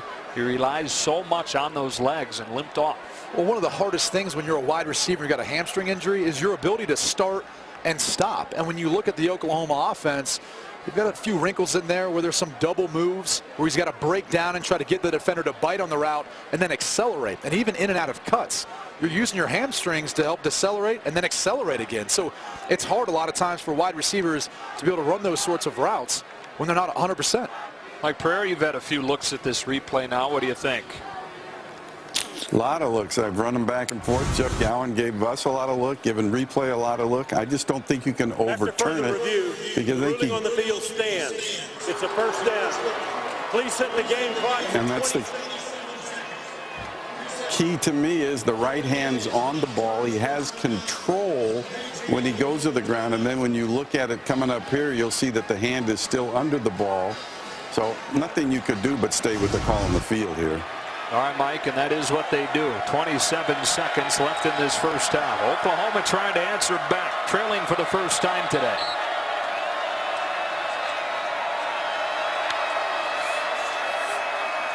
Mayfield sets, end zone, Basquin perfectly thrown. Oklahoma strikes back. A 23-yard score for Basquin.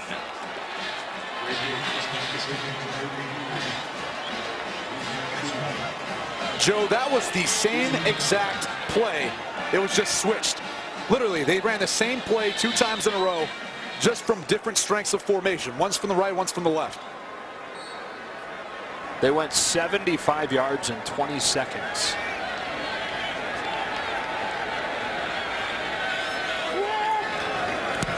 Seibert missed his first one today. He's been good since.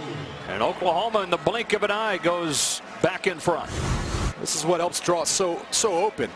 Watch the play action fake. He rolls this way, and you see everyone flow, but there's no one in the back end. Everyone steps up on the run fake in support. Which again, in this situation, I mean, they got a couple timeouts, but expecting a pass, and Basquin's just able to beat Keyshawn Allen across the field for the easy touchdown. And Basquin from Norman, Oklahoma, went to North. Turned down some interest from Mountain West schools and WAC schools in order to walk on at Oklahoma, and they basically admitted that that walk-on status probably not going to last for too much longer. No, and the key about how big of a touchdown this was, it's not just about Oklahoma taking lead, it's the fact that they won the toss and chose to receive, so Texas Tech had the opportunity to get a score to go ahead before half and then to get the ball coming out of the half, but their defense couldn't get a stop. Yeah, had all the momentum. Texas Tech did. Oklahoma's taking it right back. Taking the air out of the building for the moment. Trying to move it. 17 seconds in a timeout. As fast as these offensives move, I mean, you never want to say never, but at this point, they get the ball coming out of the half. I would be concerned about making a mistake with this little time left and where the ball is positioned right now. So why not run out, go into halftime, make sure you've got something good coming back out after half, make those adjustments that you need, that you see going on, both on offense and defense, and give yourself the best chance then. And that is what they'll do. Turned it over twice in this first half, a fumble and an interception. And so they will be content within 6 going to the break. Oklahoma's won 3 in a row after their 1-2 start, trying to remain unbeaten in Big 12 play. Texas Tech behind Patrick Mahomes, 375 yards, trying to get its first win over a ranked opponent in 3 years. 407 total yards, though. I mean, that is ridiculous in one half. I mean, could you imagine him getting 800 total yards of offense tonight? Let's go down to Bruce. Bob, wild last 2 minutes of that first half. What did Baker's minute touchdown drive there do for you guys to get momentum going in? It gives you a spark coming in, at halftime for sure for the whole team. We just got to do a better job with third downs on defense. We've had our hands on him, can't finish the sack. He scrambles away, and he's picked up this third downs. We got to do a better job covering him. What more can you do? 375 yards for him. It seems like you guys gotten a lot of pressure. Is it just simply tackling him? Well, a few times it's tackling him. You get your hands on him. He's a big guy, works away. And then other times we just got to do a better job on third downs with our coverage. All right, thanks, Bob. Back to you guys. Yeah, Bruce, that's a key right there. Texas Tech 9 of 12 on third down against Coach Stoops' team.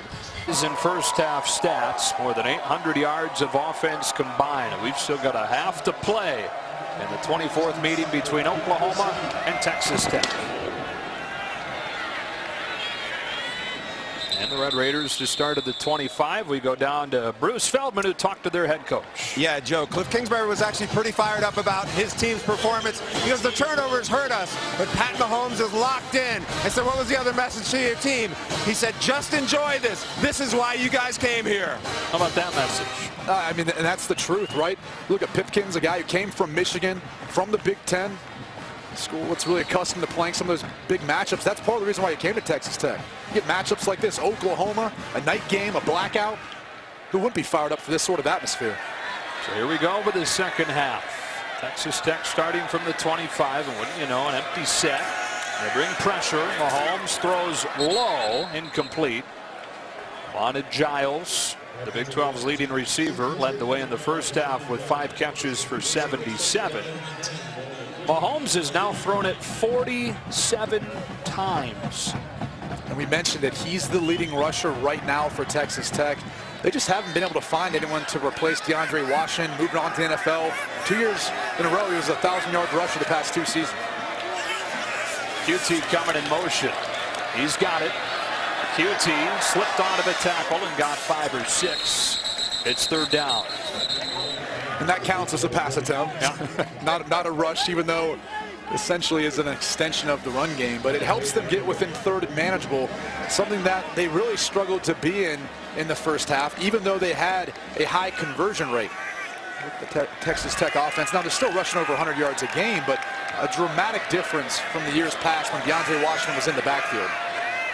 Daylon Ward started this play in the backfield. He motions out.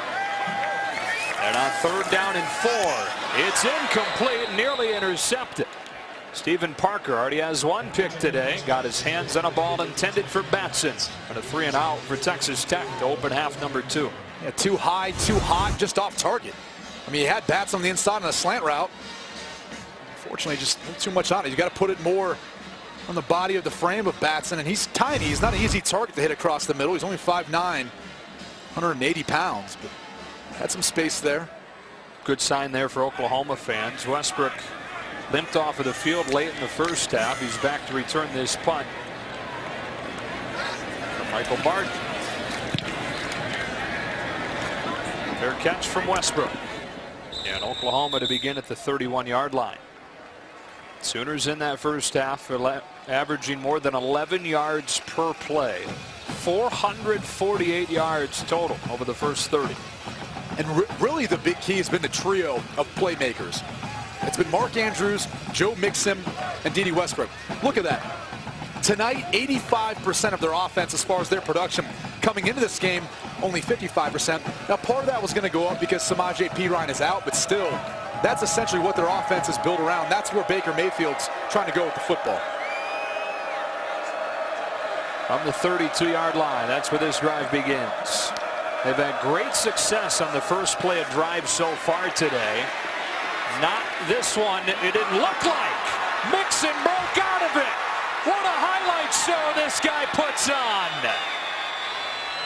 68 yards of utter brilliance for Mixon. But there's a flag down way back at the 47. They had him dead to rights, 2 yards in the backfield. By number 11 of the offense. A 10-yard penalty and replay first down. Oh, no, not Dede Westbrook. And he usually does such a good job blocking downfield. In Oklahoma's win last week, you know, he had a good block to help set up a Samaje Perine touchdown reception. But look at this. I mean, Joe Mixon. How does he get it? It's almost magic. He's able to somehow get skinny, get through. And you can see right there at the end on the right hand of the screen, right side of the screen, Dede Westbrook grabbing too much jersey. An uncharacteristic mistake for a guy. You can see right here at the end. He's grabbing Paul Banks, and it's hard to see from that vantage point, but as Banks started to go down, you started to see that jersey pull, and that's what the sideline judge is looking for on the outside. And because it's a spot foul, they still do get 5 yards on that play. 1st and 5. Abdul Adams comes in to take the fake. And Mahomes with a timing route to the outside for Dahu Green. Only his second catch of the season. And if you're used to watching Oklahoma and seeing him in 18, he's wearing 2 today because there were 2 number 18s on the same special teams unit. Curtis Bolton the other. So they switch him to 2 so they can both stay on that group.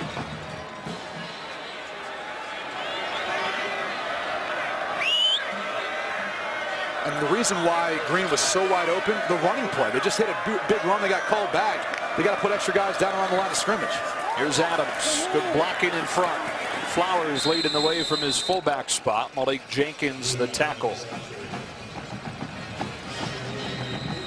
That's the hard part about going up against this Oklahoma offense is look at injured player down is true freshman Desmond Smith.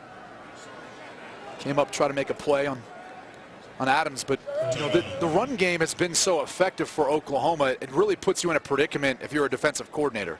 Because the second you start putting that extra body up around the line of scrimmage, you got one guy less on the back end, and you don't really have safety help. So you got your defensive backs out there in one-on-one coverage in space. Let's go back, though, and take a look at Desmond Smith and see. You can see him coming in for the left side of your screen. And it looks like he puts his head into Ben Powers. It's the left guard. Talked about how Texas Tech has to put more bodies down around the line of scrimmage and what that does to the outside. Look at this. 1, 2, 3, 4, 5, 6, 7 guys. And as the play plays out, you see once again one-on-one coverage, a lot of space outside, and once again it's DJ Polite-Bray. You know, he's one of the leading tacklers for Texas Tech, but that's because Oklahoma keeps targeting him in one-on-one coverage.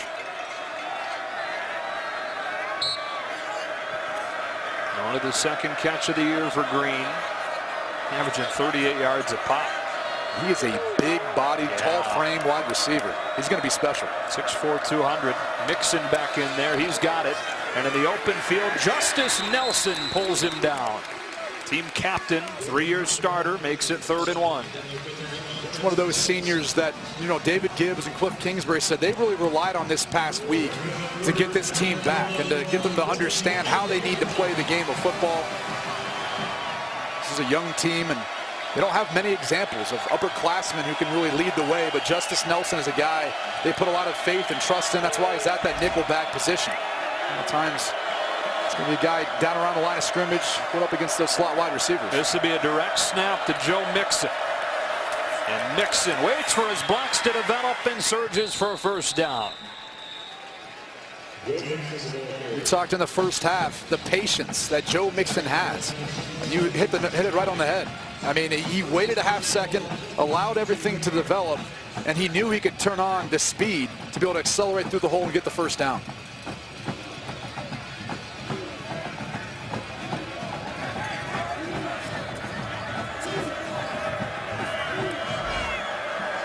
From the 23. On first down. They bring 5.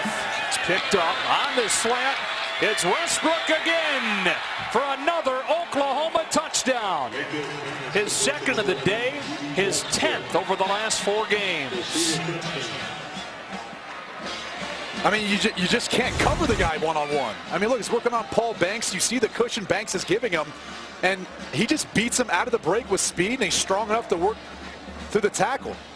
I mean, that's just simple football. There's not really even much for Baker Mayfield to read. That's what happens when you can run the football effectively. What a swing in momentum it's been. It was 24-23 Texas Tech with a few seconds left in the first half. Sooners scored 75 yards in 2 plays, and then they score quickly to open the second. Enjoy your phone. You too. Say it. It's not fun when you got to take your helmet off and hear some of that stuff from time to time.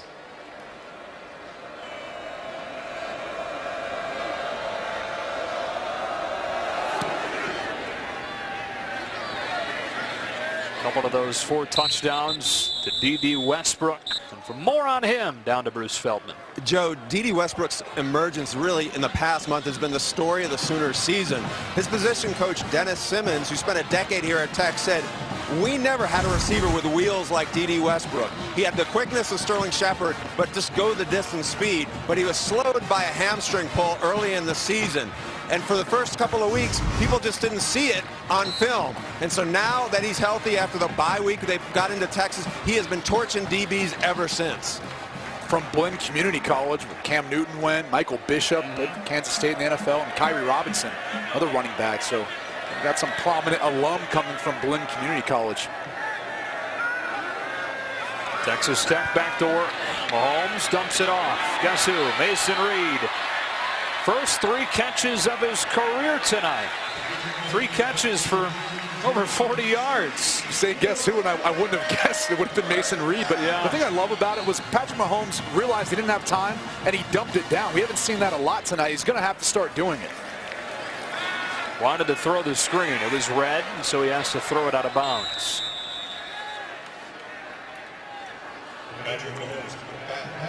We talked about it. You know, he's not going to have the opportunity always to make those big plays downfield. As we can see Justin Murphy coming back into the game.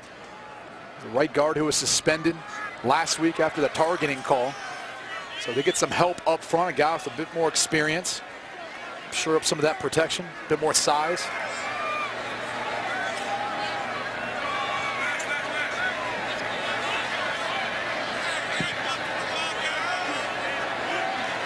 On 2nd and 10. Mahomes in a shrinking pocket. Dangerous throw is broken up on a diving play by Jordan Parker.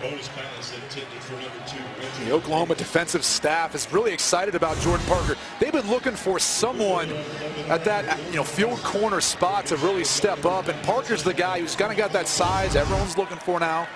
6'1", 190 pounds, kind of rangy. Also the ability to be able to react and make plays in the football. Saw it right there. On 3rd down, there's a whistle and a flag.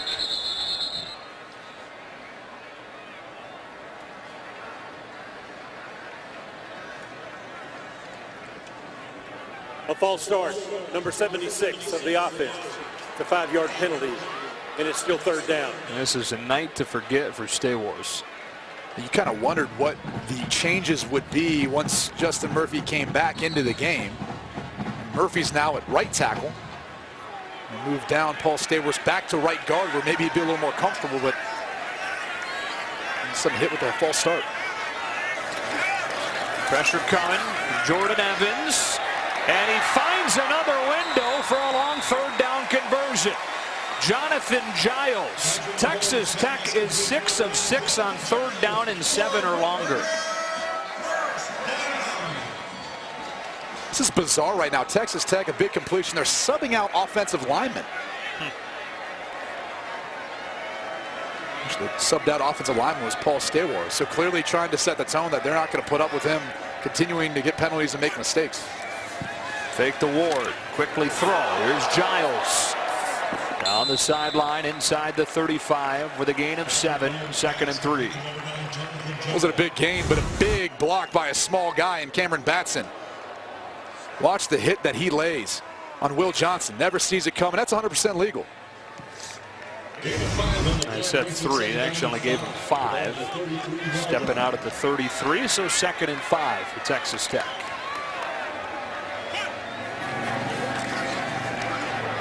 Mahomes again has a window in the middle, but this time off the mark, and Sadler couldn't pull it in. 3rd and 5.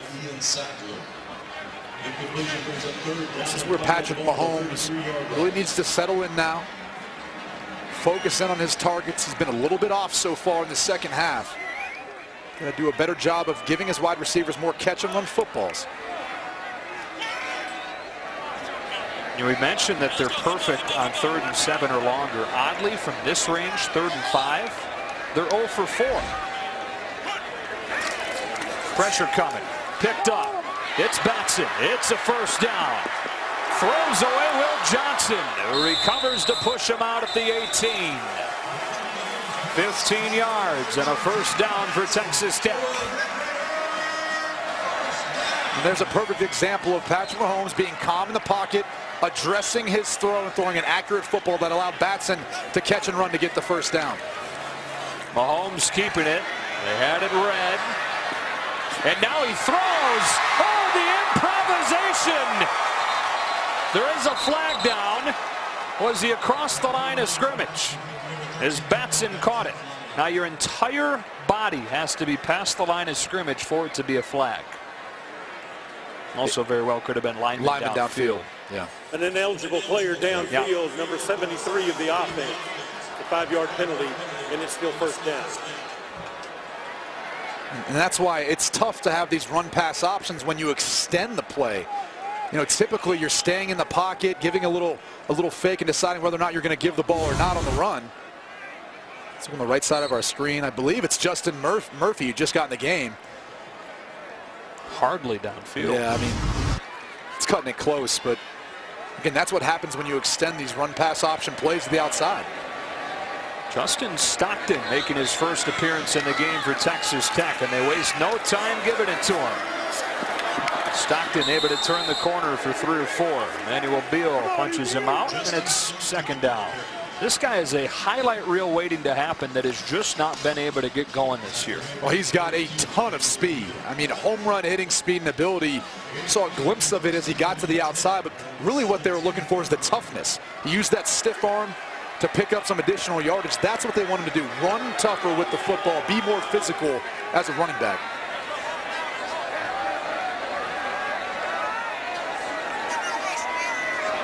Now back to penalty yards, and so it's 2nd and 10. Quickly to Batson. Needs blocks.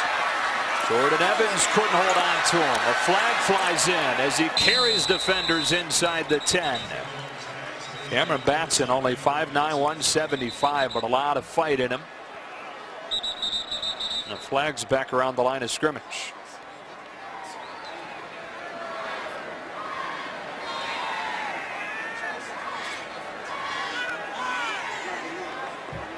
Judging by the reactions, looks like it's on Texas Tech.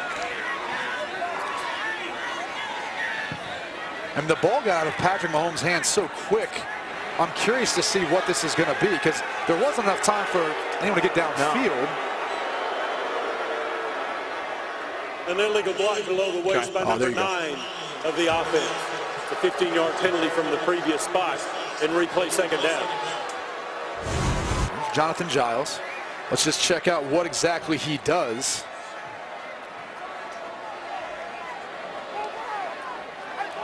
I mean, he barely even made contact. I mean, obviously he attempted to, but usually that's considered when you're going back into the play, not with it. And we've seen guys cut wide receivers on the outside already throughout the course of this game. That moves him all the way back to the 33. And now a whistle. And not allowed to go back into the formation and block low. Back towards the ball. Giles is definitely headed out.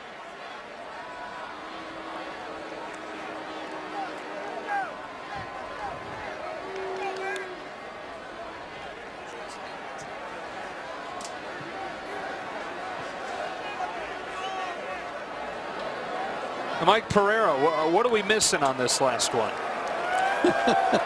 We're missing a lot of things in this game. It's going to last until tomorrow, but you can't block low unless you come from the front. They call it 10-2. It has to be from the front. So if you come from the side, ball's out of the box, it's a foul if you go low, period, unless you're right from the front. But they drop it into Reggie Davis for a touchdown.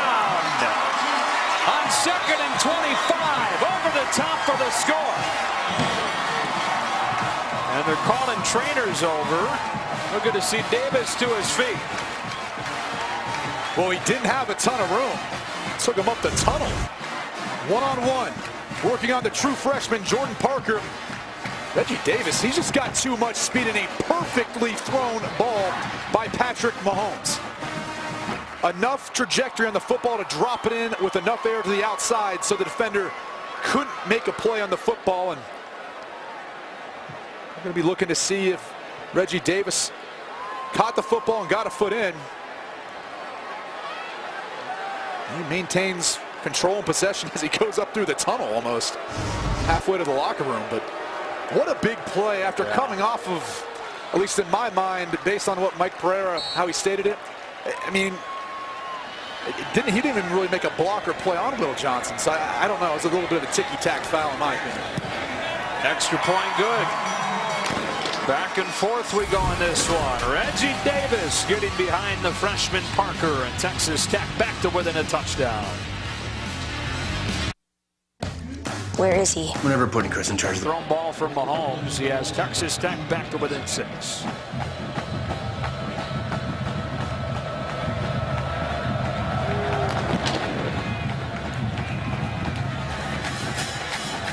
And a touchback. Time for a game break. Mike Pomerantz. It is over now on Fox Sports 1. The Cubs and Dodgers, NLCS. Aroldis Chapman gets the game-ending double play ball. Cubs with a 5-0 shutout of the Dodgers. Chicago now winners of the National League pennant. Chicago and its fans really electric tonight, folks. They're looking for their first World Championship since 1908. It'll be the Cubs and the Indians in Cleveland. Game 1 of the World Series Tuesday night right here on Fox. Wow. How about that? And I believe it will be game 1 is the same night as the Cleveland Cavs, who will be receiving their championship rings. Okay. Same night. Opening night for the Cavs and game 1 for the World Series there in Cleveland. Championship town now. Title town, Cleveland. They hope. Oklahoma starts at the 25-yard line. Mixon swings out. Mayfield tucks it. Goes the other way. And runs out of bounds after 4. Just a brilliant play design by offensive coordinator Lincoln Riley. Kind of gone to this one time or another. Utilized Mixon out in space. Instead that time they used him kind of as a decoy, and then Baker Mayfield's able to tuck back in behind the pulling offensive lineman. A 169 topping a previous career high, which came against Texas Tech last year when he had 154.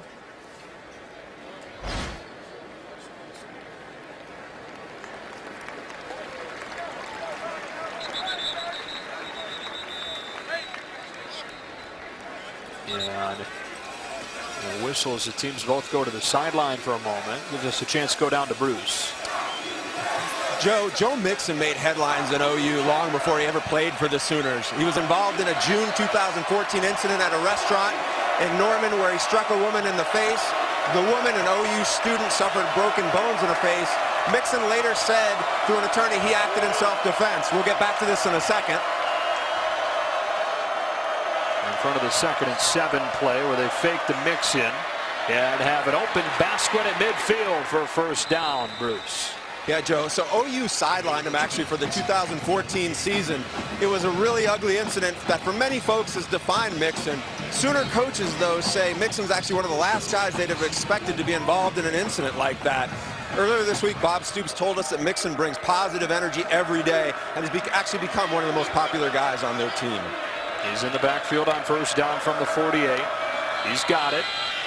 And he's got a gain of 5. He was already charged with a misdemeanor. There's now an ongoing lawsuit that's been filed by the victim. And the latest news is that the victim has withdrawn a previous intervention to keep the video of that incident from being released. It still never was released publicly.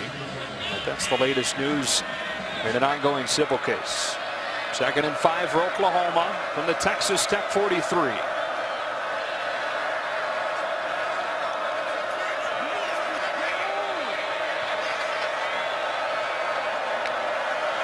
Mixon swings out, opens up a window for D.D. Westbrook, but couldn't get a foot down. And Oklahoma's looking at 3rd and 5.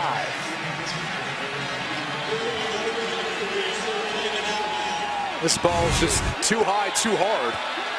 Fortunately for D.D. Westbrook, he couldn't get really a foot down inbounds. Close. You can see Baker Mayfield will take that cushion and take that one-on-one matchup all night. He'll do a better job of his timing routes to the outside. See if Texas Tech dials up some pressure.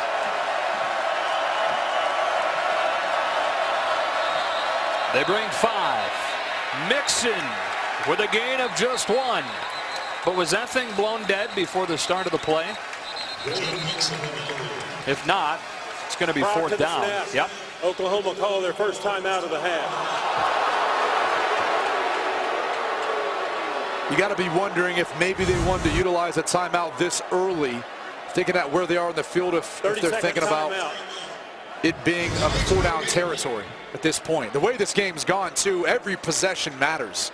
So you got to do something with the football because neither defense is able to stop the opposing offense for the majority of the night. What do we have total yards now?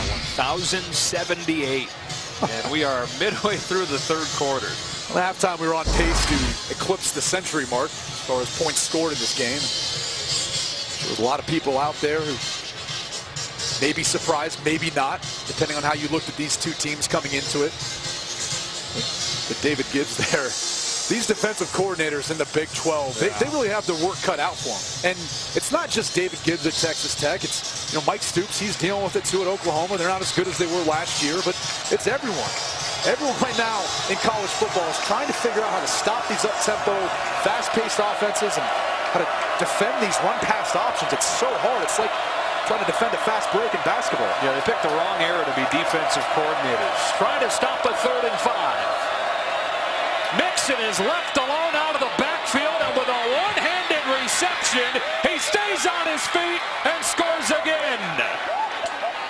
43 yards. Magic Mixon.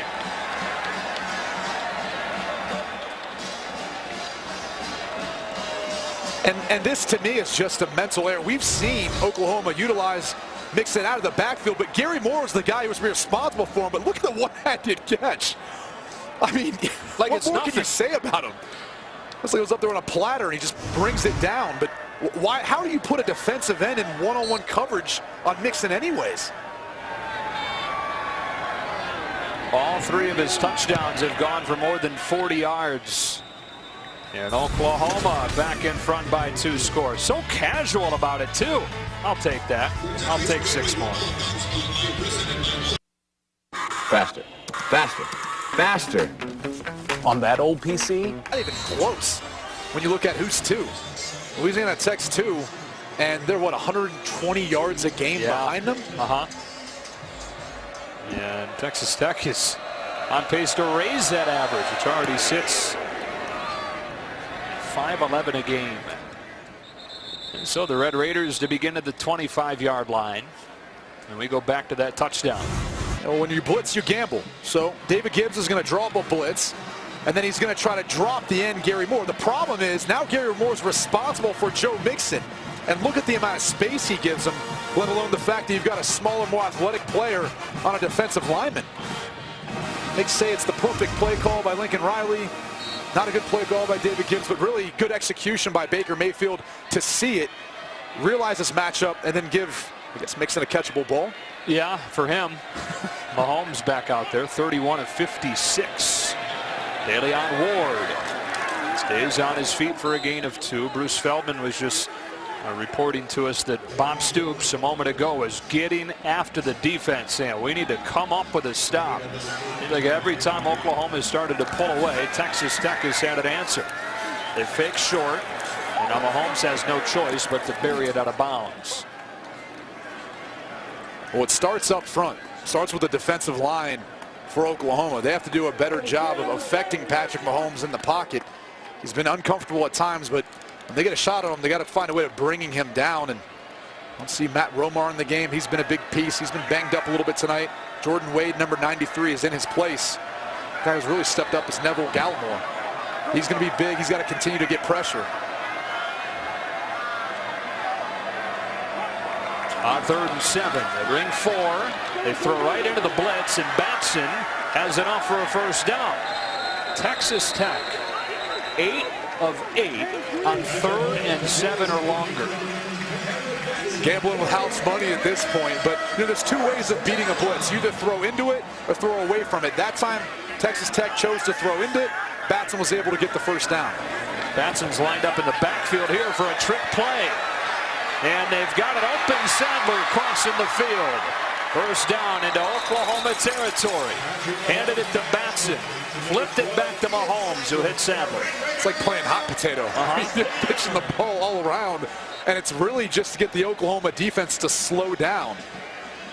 They don't know where the ball's going, and all of a sudden Eden Sadler's running wide open across the field for the first down in the big game. And why make Batson the guy there? Well, Batson's one of those converted quarterbacks. Threw one back to Mahomes, who fakes to QT. Now throws on the move and overthrows Davis, who had beaten Jordan Parker. And Mahomes upset about something. Really upset about something. I think he wanted Reggie Davis to come more across the field. At least that was what he was signaling downfield. These Texas Tech wide receivers on the outside are burners. It's hard to keep up with them. Oklahoma showing pressure on 2nd down. Sooners haven't brought a ton of it today. They've been able to get pressure with their down men.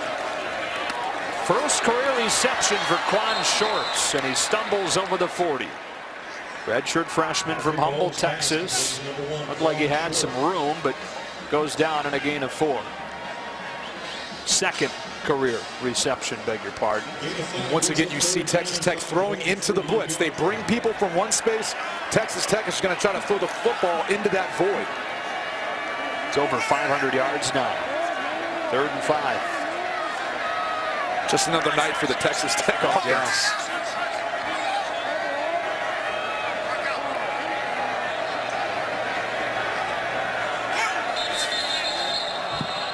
And timeout. Oklahoma calls their second timeout of the half. 30-second timeout. So only one left for Bob Stoops back in 30 seconds. And they're up by 2 scores, but now they have 1 timeout left. You can tell Bob Stoops thinks this is a big 3rd down, and Texas Tech has struggled at 3rd and 5 for some reason. Yeah, they've been great 3rd down and 7 or longer. They've only converted once at this range. 1 for 5 on around 3rd and 5.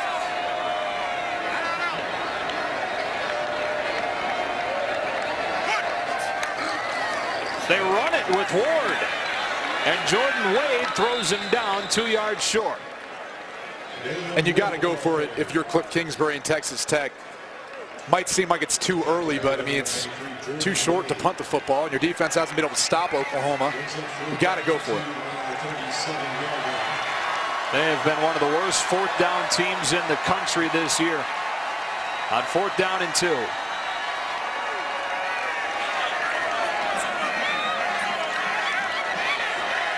Got one-on-one coverage on the outside. Back-to-back runs, and Ward has enough for a first down. Rarely do you see that from the 2016 Red Raiders. How about that? You haven't been successful running the football all year long, but you utilize it to get a 4th down. And on first down, Mahomes with a flag down, perfectly thrown to Batson. But a flag back around the line of scrimmage.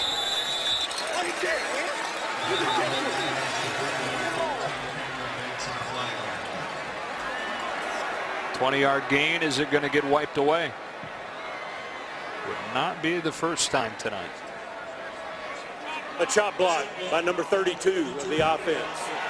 It's a 15-yard penalty, and it's still first down. It's the true freshman, DeLeon Ward, getting more playing time than he's ever seen in the course of this year. Let's go back and check it out. He's right here. You're going to see him. And that's about the definition. He goes low. The offensive lineman is engaged high. Be the definition of a chop block. And again, you see Texas Tech with a penalty takes away a huge gain. They would have had a first down at the 15. Instead, 1st and 25 back at midfield.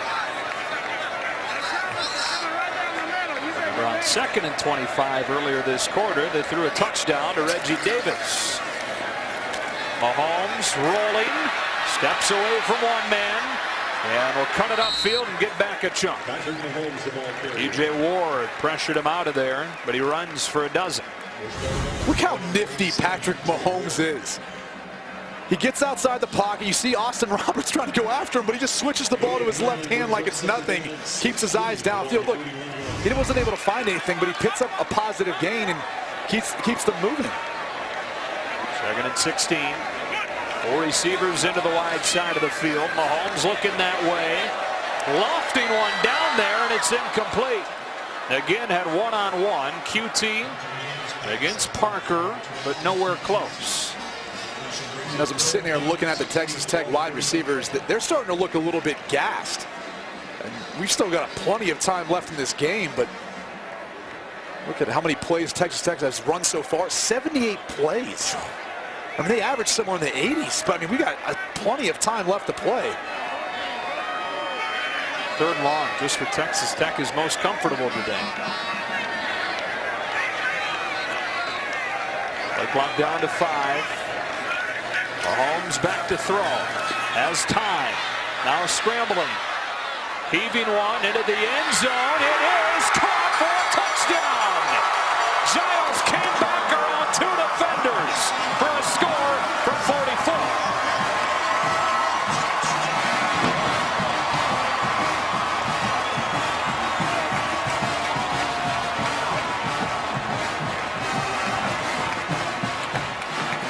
I can only imagine the conversation Cliff Kingsbury is having with Patrick Mahomes. I mean, this is just street ball. You'll see Jonathan Giles right here. He's going to find his way to the other corner of the end zone. 2 guys on him, and he just goes and makes a play on the football better than anyone in the secondary of Oklahoma. I mean, if you're Mike Stoops, you got to be pulling your hair out up in the press box. Mahomes had his nameplate ripped off there, too. I don't think you need a nameplate for folks around here to know who he is. 6:01 for Oklahoma. And we still have 20 minutes of football. D.D. Westbrook on the return, shy of the 25. And we go back to the studio and Mike Pomerantz. Joe Brady, number 11 Houston at SMU in Dallas tonight. All SMU this evening. Mustangs snapping a 3-game losing streak. Here's the capper. Braden West, a 10-yard touchdown run, 38-16 the final. The fans ecstatic because for SMU, it's their first win over a ranked team in 5 years. And that does not look good for Oklahoma and their bid to try to still make it in the college football playoff. Look, a lot of football left to be played, but if they win the Big 12, All of a sudden, that loss to Houston to begin the season doesn't look quite as good, I guess, if you could put a loss that way. Mixon. 2nd and 7.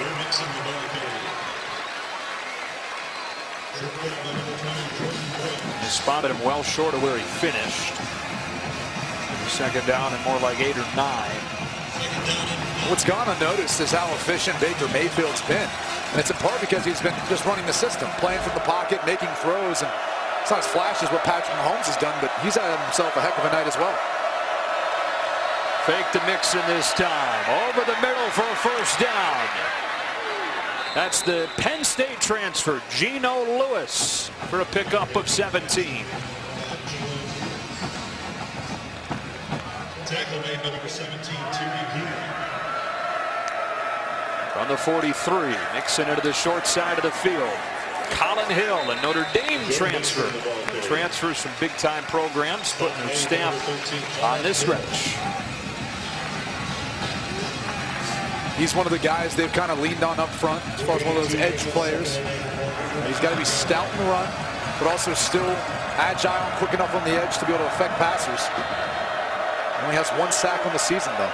Only 6'2", 250, undersized. I love how hard he plays, though. Mayfield rolls. Has Lewis open again. Back-to-back receptions for him. And an Oklahoma 1st down. Up to the 41. For a guy that had some really good numbers early on in his career at Penn State, and then kind of fell out of favor his last season there and transferred in to finish his career this year. You know, we talked to Lincoln Riley. He said, he's starting to feel more and more comfortable with their scheme and what they're doing. He's been a solid blocker all year long. There's no doubt that he's one of the more physical wide receivers they have on their team.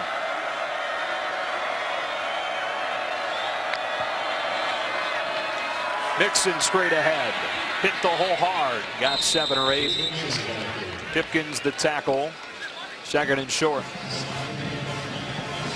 Mixon isn't even getting touched until he's about 6 yards downfield. And credit to the Oklahoma offensive line. They've started to kind of dominate now the line of scrimmage and some of that push. You can see Bobby Evans, the right tackle, was laying right next to Mixon on the ground. That's how far he was pushing his defender downfield. This line is going to be a monster in time. 3 sophomores and a freshman up there. Started 3 games now together as far as the group with the positions that they're at currently tonight. Continuity huge for them. 2nd down and 2. Mayfield a deep drop. All kinds of time from that O-line. But the coverage downfield makes him scramble. And throw for Flowers, who adjusts with a flag. He caught it. Touchdown Oklahoma. The fullback, Dimitri Flowers, from 35 yards.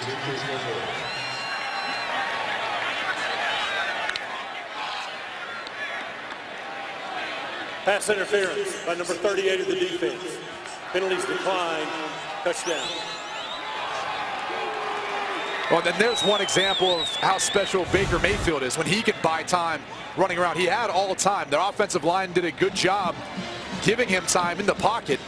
And then it was able to extend the play, and he goes to one of the most unlikely guys. Dimitri Flowers, a guy who coming into the game didn't even have a rush for the Oklahoma offense. And see Keyshawn Allen clearly just trying to get back at the hip of Dimitri Flowers to even make a play on the football. I don't think he even thought it was going to him. Yeah.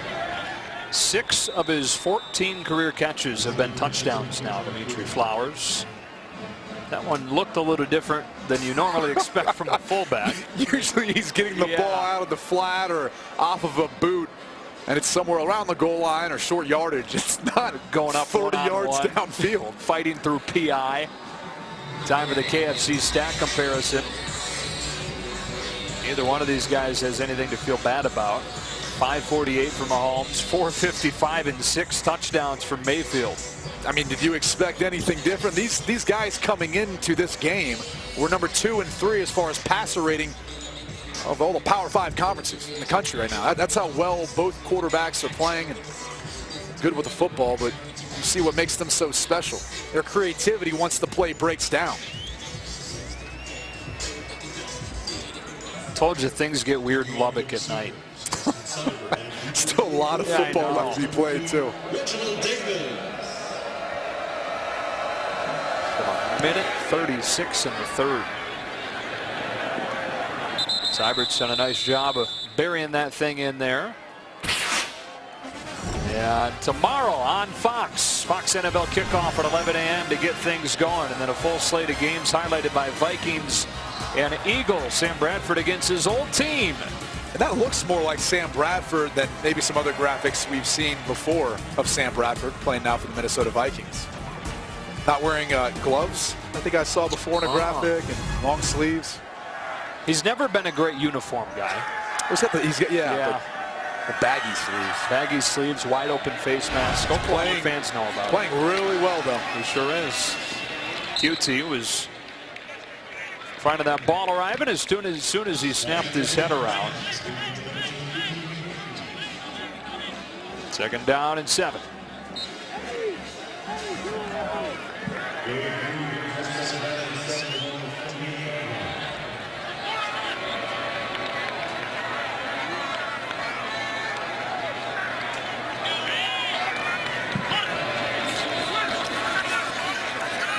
Mahomes got rid of it. Oh my goodness.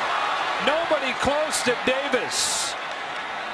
That's 3 or 4 times now they've missed on golden opportunities down the field. And you just can't do that when you're in a shootout with Baker Mayfield and the Oklahoma offense. Look at this. And here's the thing, Reggie Davis does a tremendous job of making a move at the top of his route to turn the hips of the cornerback. That's why he was able to get so wide open. Parker got turned all around, didn't have any vision on Davis. 3rd down 7. This time it's Shorts.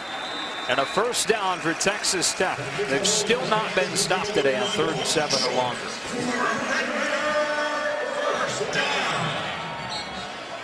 You've got to think, though, at some point it's going to come back to bite them. I mean, that's just the percentages. It's kind of working right now in a vacuum, but over the course of this game, at some point, that's going to hurt them. 1st down from the 39. Quickly to Batson, one-on-one, comes inside, finds Austin Roberts there to rip him down. That's what they need to do more of. You know, Kansas State utilized a lot of those quick passes to the outside to their wide receivers last week when they were able to get a good amount of yards on 1st and 2nd down because the Oklahoma secondary plays so soft out there. It's just an easy pitch and catch, a high percentage throw. Same thing here. And Parker is giving about 10 yards down to the near side of the screen. Similar cushion up top. Lauderdale takes advantage for a 1st down. And you look at a guy like Devin Lauderdale, he's fast enough where he makes one move, and if Jordan Thomas misses, he's up the sideline for a touchdown. You could probably make the case for Reggie Davis as well, and Kiki QT. I mean, any of these guys, once they get open in space, they are extremely tough to be able to bring down to the ground. Final seconds of this 3rd quarter. Mahomes back to throw. Pressure from his backside. Floats one up there. DeLeon Ward can't run under it. And that's how this quarter comes to a close. What in the wide world of offense does the 4th quarter have in store for us? Thank you for making FS1. Deshaun Watson's got a bye, but they got a big game next week versus Florida State and Ohio State. JT Barrett better watch out. Down 24-21 in the 4th quarter. Jake Browning continues to play well. Will Peppers is another guy who, longer Michigan stays in the race for the college football playoff, he's got a shot. Start the 4th quarter with a 2nd and 10 for Texas Tech. Oklahoma shows pressure and brings it. Swing it out to QT. Good tackle by Thomas in space. Season high in tackles for him. 3rd down and 6. We're probably wishing that QT maybe would have got 1 less yard. They've been so good at 3rd and 7 plus. Yeah, and it's 3rd and 7. There we go. This is right in their wheelhouse then. And again, 2-score game, probably 4-down territory depending on the game. Look at the cushion on the outside. Now 3rd and 7. Mahomes is pressured, finds a seam to take off for a 1st down. You just can't win. You rush 3, you drop 8, he finds a seam and then runs to pick up the 1st down. You try to pressure him, he gets the ball out of his hand quick. and all of a sudden one of these speedy wide receivers is able to beat one of your defensive backs for a big play or first down. Best he's looked since that shoulder injury a few weeks ago. He's not practiced a ton the last few weeks, although this week more practice than at any point since the injury. Said he was feeling as good as at any point since the injury. They've float one, and Samber's got a first down. Doesn't matter what either one of these teams does right now, they're moving it. And this is the perfect description of a passer. He's not a thrower. He uses touch in the ability to drop the football in behind the defensive coverage. I can't tell you how hard that is to do. And it was with Justin Stockton in the game as a decoy swinging out. He stays in there, number 4. And outside again, it's Sandler. And a block from Shorts, and then Oklahoma rallied defensively to help Capri Doucette get the tackle. Second down. Nice play by Doucette. He's kind of had to have a good game. Him and Will Johnson, those guys have been working in and out, come out that almost nickel Sam position.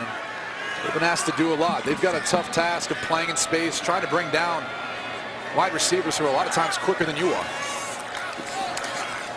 Mahomes zips one incomplete. He's now thrown 73 passes, which is a new Texas Tech record, and that's saying something around here. Well, he's got a baseball background. It's almost like pitching. What, 9 innings, something like that? So he's working that pitch count up there, but I mean, that's the style that Texas Tech has really played all season long on offense. It's been heavily based upon his arm, and he's got to convert here on third down.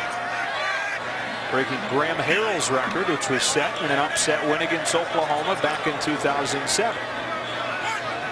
On 3rd and 8, speed option. Mahomes trying to get outside, and with a fake pitch, Mahomes has 6.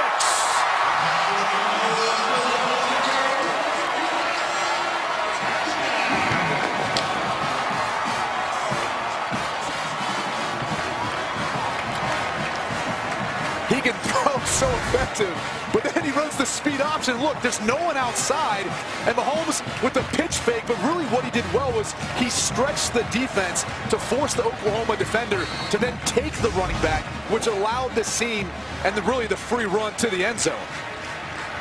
591 through the air for him. And now nearing 70 yards rushing. Make that 75. 685 total for Texas Tech to go along with Oklahoma's 677.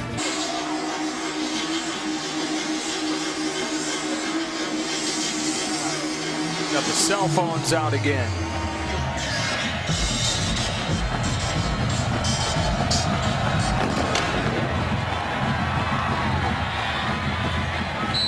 And somehow Baker Mayfield's gotten overshadowed because of what Patrick Mahomes has done. But Mayfield, Brady, 21 of 29, 455, 6 touchdowns to match a single game record, and he's not turned it over.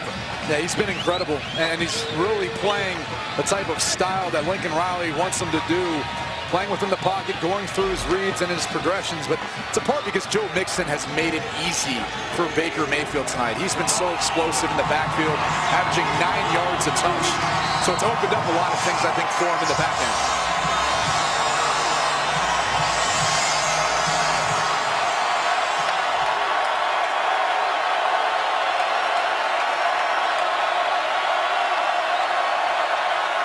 Mixon trying to take the crowd out of it.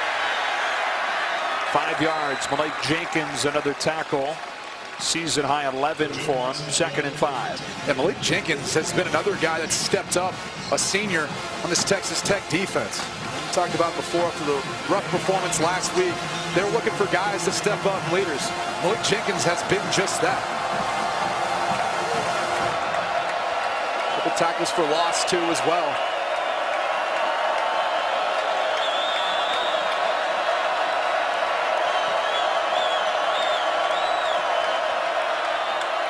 Mixon again. This time he's got a first down, but a flag comes in late. There's a flag flying in from the back judge. And it's going to be a hold on Oklahoma. Holding on number 71 of the offense. It's a 10-yard penalty and it's still second down. So right tackle Bobby Evans. Red shirt freshman. Let's see as he comes around, and of course, who's it on? Malik Jenkins. Let's see his left arm on the outside of Jenkins, not allowing him to really make a play on Joe Mixon. Again, credit the Texas Tech defense. Look, this has been an offensive performance, but there's been a few moments where this Texas Tech defense has stepped up. Malik Jenkins is one of the guys who's made a decent amount of plays tonight. Kind of got to redefine what success is for a defense in this day and age. Second down 11. Mayfield well protected. Zips one in there for Basquin. And a first down and a gain of 16. Fourth catch of the night for the walk-on from Norman. I don't think he's going to be a walk-on much longer the way he's been playing this season.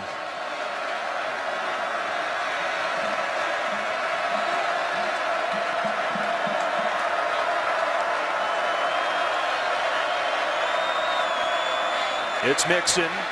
Slips his way through initial contact and gets 3. And we were talking about redefining success. How many times has David Gibbs said to us, I just want my team to have a shot in the final minutes. He knows that an offense like Oklahoma is going to put up points, but can they do enough to keep their team in the game? As fast as both teams play, too. One of the concerns is just getting lined up. I mean, half the time it's like, I just want them to be in the right position so every play we have a chance. Oklahoma's moved over 700 yards of offense. Second down 7. Mayfield a strong arm strike. D.D. Westbrook stop and start. First down inside the 35 and down to the 30. Another huge night for Westbrook, who adds 26 more to his total. Now 190 for Westbrook. Yeah, and that's something you just can't do. If you're Justice Nelson, you can't miss this tackle. You got to find a way of utilizing the sidelines to get D.D. Westbrook out of bounds and can't allow a big gain.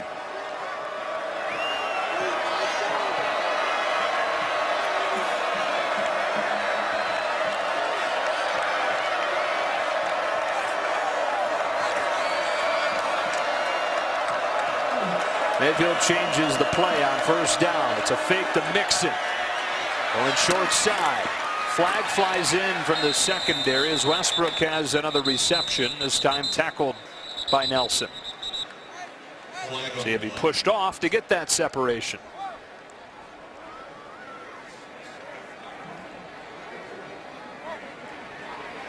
Hopefully we'll get to it, but that was a good job by Baker Mayfield of working through his progression. Again, playing holding within an the eligible system. receiver by the defense. The penalties declined. First down. Nope, it's on Texas Tech and decline.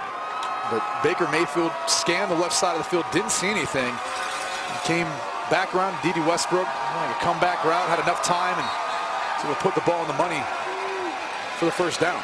Best 4-game stretch for a wide receiver in Oklahoma history. D.D. Westbrook over 200 again.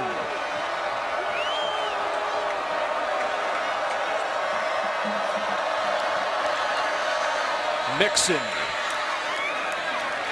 Texas Tech doing a better job against the Oklahoma run lately. Second down 7. Michael and Thomas credit for the tackle.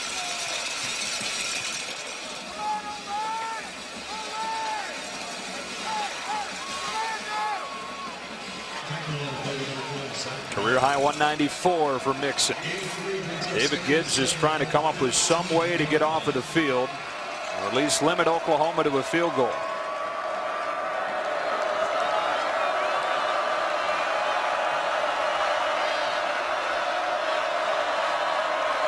On second and 7. They swing it out to Mixon. In space. Mixon cuts it back and spins in for another OU touchdown. This one from 15. A new school record for Baker Mayfield with 7 touchdowns tonight.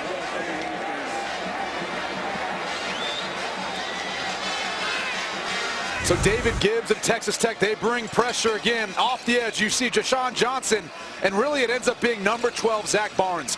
He's the one that busts this play. He was responsible for Joe Mixon in coverage. He's the widest guy. He should have went with him and not allowed that reception. But good throw by Baker Mayfield, trying to find a way and get a window to throw the ball to Joe Mixon, and big play We now watch Oklahoma go for 2. Try and make this a 14-point game. Try to make up for the missed extra point on their first touchdown an eternity ago. They swing it to Westbrook. He's got the corner, and he's got 2 more. And so the lead is 14 for Oklahoma. Out of those 7 touchdown passes for Mayfield, 3 of them to Mixon, who's got 4 total on a career night. Ever since I took this case, weird stuff. In Lubbock, Texas. 59-45 Oklahoma. Nobody's stopping anybody in the second half especially. Reggie Davis goes back to return yet another kick.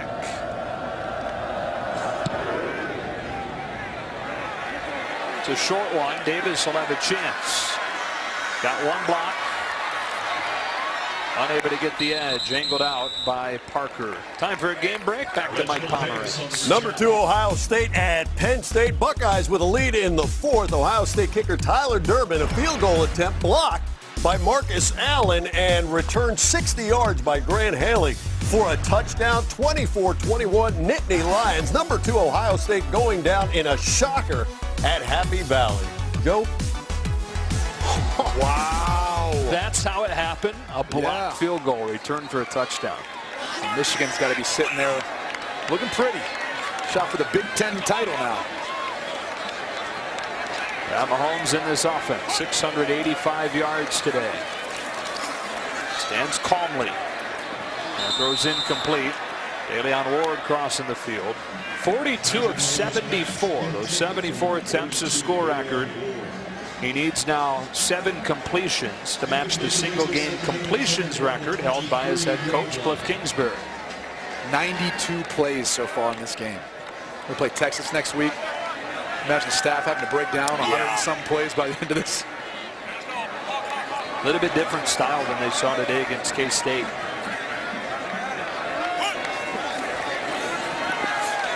Able to get home with only 4, but he steps away from Beal and throws back against the grain for QT. 3rd down and 2. It's hard to appreciate how strong and really how big Patrick Mahomes is. I mean, that's the hard thing. You look at Beal, was able to get an arm on him, but you got to get 2 around him. I mean, he's just too strong. His lower body is big and thick and stronger than you think, but here's the thing, throwing across the body is like a cardinal no-no. But, I mean, look, he still finds a way of doing it, completing it, and what can you say at the end of the day? Yard short of 600 now. 3rd down and 2. Gone to the run in some short yardage situations in this second half, and they do again for a 1st down and then some. DeLeon Ward, first career start for the true freshman tonight. He goes for 13. 30 yards total for him now. Similar system to what he ran in high school under head coach Derek Robertson at Skyline. Mahomes, good field in the pocket, lofting one, downfield, and again he's missed an open man deep. This time Giles with Thomas in coverage. As many yards as he has, as many tremendous, amazing plays as he's made, there have been a lot of missed opportunities down the field. Left some out there, and I think the hardest thing as a quarterback, when you're scrambling up in the pocket, you're bringing some momentum with you, so it's a little bit harder to be as accurate throwing the ball down the field because you got to put a little more air on it, take a little bit off because your momentum, your body running with the throw carries it that much more. On 2nd and 10. Off his back foot this time. QT's all alone. It's a Texas Tech touchdown. This time he connected from 56.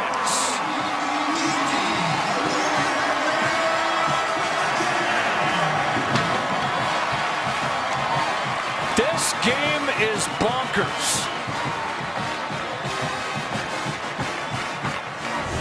I mean, what do you say?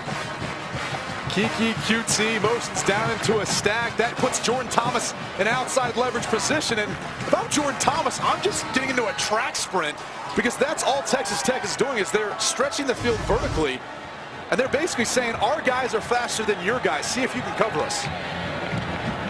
And so in this storied passing history of Texas Tech, Patrick Mahomes 6 yards short of a school record for a single game. 6:55 for Pat Mahomes. State 5-2. You want to go? I think we should go. Let's go. All right.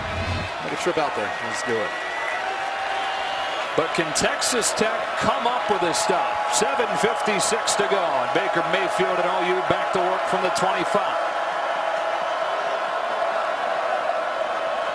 Been a career day for Joe Mixon. Has to bubble to the outside. Keyshawn Allen, sophomore safety, drags him down. He got 6 or 7. And moves over 200 yards for the day. Keyshawn Allen's a guy who's really stepped up. Replace of injured Keenan Ward. Keenan Ward's seen some action tonight, but he's been a guy as a sophomore to step up. And he's extremely undersized, but the coaching staff loves how hard he plays. Being that he only weighs about 175 pounds. Second down 3. Out of the pistol. They bring Mixon straight downhill this time for an Oklahoma first down.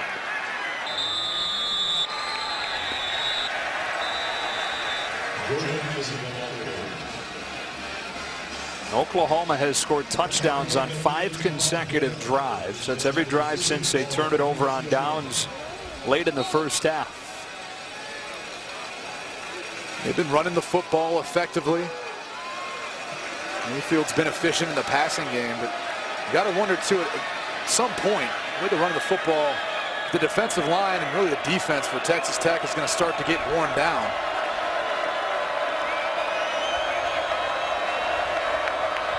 From the 36 on a 1st and 10. Mayfield pulls it this time, and Malik Jenkins can't get it. Mayfield's got a first down. Larry Gima pushed him out, and now flags fly.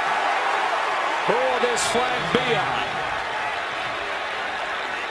Over on the Oklahoma sideline, Mayfield and Gima coming together. Right in front of the Texas Tech student section, which has been rabid from the moment Mayfield took the field today. That's Malik Jenkins, the injured player.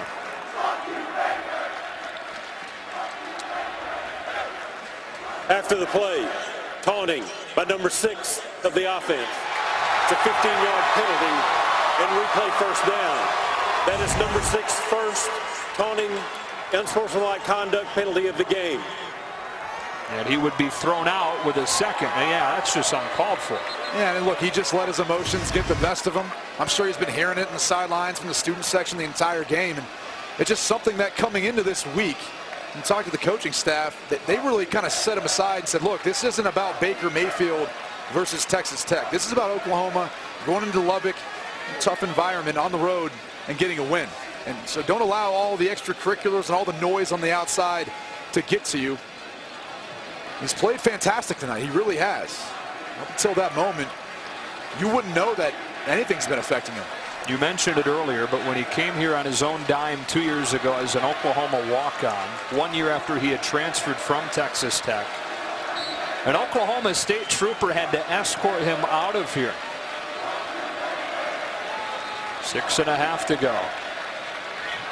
First down does stand. The 15 yards coming after the play. 1st and 10 from the 37. Mayfield rolls. Looking back against the green, and it's incomplete. Nearly intercepted by Jashawn Johnson. 2nd and 10. And that's one of the other key things that has been missing for the Texas Tech defense, turnovers. We're going to see Dahu Green coming across. Jashawn Johnson backpedals into the window. Really couldn't get 2 hands on the football. Mayfield playing with fire.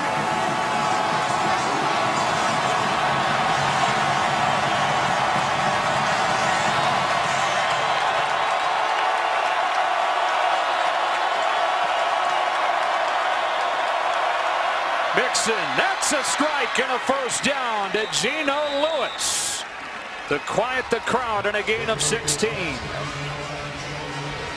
We talked about the percentage of production that Westbrook and Mixon and Andrews were at halftime. 85% of the offensive yards came from those 3 players, but it's been Lewis, it's been Green, it's been other pieces of their offense that have really stepped up in the second half in key situations. Oklahoma's over 800 yards of offense now on the 46-yard line. Quickly outside, Michael Jones, the true freshman, clipped down by Keyshawn Allen. Mayfield's pass complete to number 3. Baker Mayfield, 26 of 35, 545 yards, and a school record 7 touchdowns in his return to the place where he began his college career.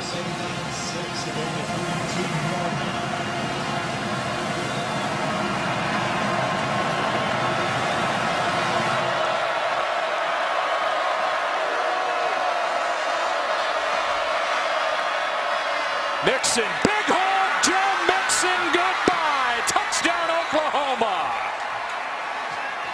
This one from 42 is 5th of the day.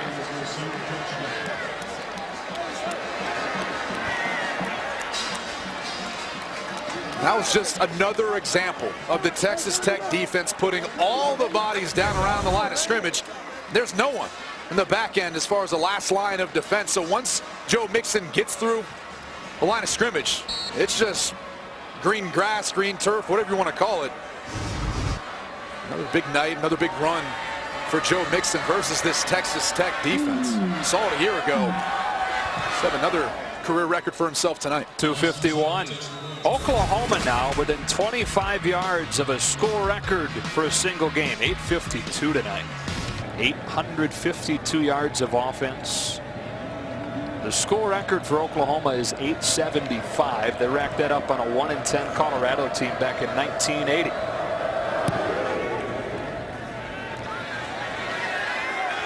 Reggie Davis from the 1. A flag down. Davis down at the 15. Reginald Davis on the return for the Red Raiders, flag on. And if he's cramping up, you don't blame him. Yeah, he didn't have his normal pop on that Holding return. by number 32 of the return team. The penalty's half the distance to the goal, and it's first down. All right, we're going to do a futile exercise here. Progressive performance of the game. What are you picking? I mean, you could have picked a number of players, so we picked 2. You look at Mayfield's performance, he's been efficient, incredible through the air, working the system. Mahomes has put this team on his back. You see the passing yards, but he's leading them in rushing as well. It's over 700 yards and 6 touchdowns total tonight. And really, Mixon's the other player you could throw in the mix. 365 total yards, rushing and receiving, and 5 touchdowns for him. And we couldn't even put him in the graphic. So at this point, I mean, pick whichever guy, maybe both offensive coordinators, offensive staffs as well. As good job as they've done really preparing for this matchup.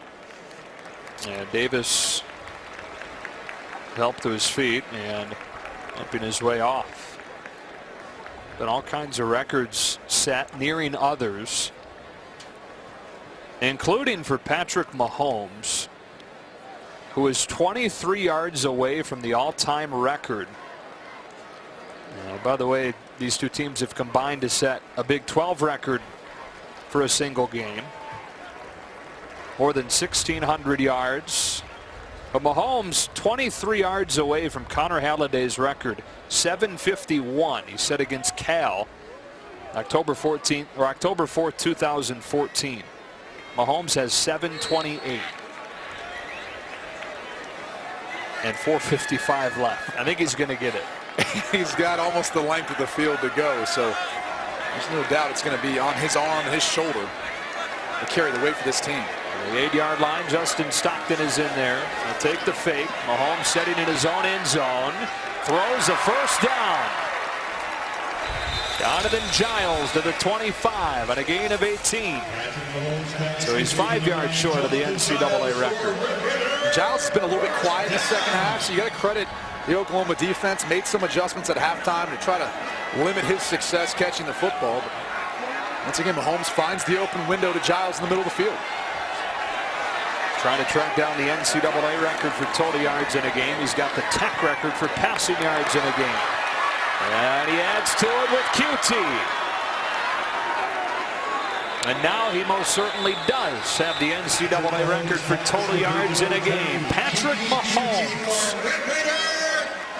The spot where that nameplate belongs is where he's put his team tonight. Down 2 scores, 4:15 and counting. Backpedaling, under pressure, gets rid of it. On the sideline, it's incomplete. Diving attempt from Lauderdale, 2nd and 10.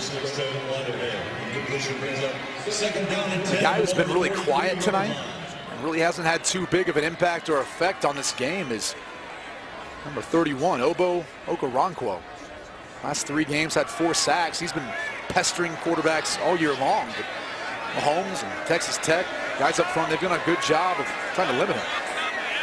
It's almost like the crowd is just totally gassed. A little flat here right now. Texas Tech down 2 touchdowns. Mahomes scanning, stepping up, taking off, and sliding down, crossing midfield. It'll be 3rd down and short. They'll spot him where he began that slide, so 3rd and 3. Yeah, and look, what you're seeing right now is Oklahoma kind of in, not a prevent, but they're only rushing 3. They're basically saying, yeah, go ahead and try to go get a score because your defense can't stop our offense, and we're up by 2 scores. So they'll take Patrick Mahomes scrambling and pick up the 1st down as long as it takes some extra time off the clock.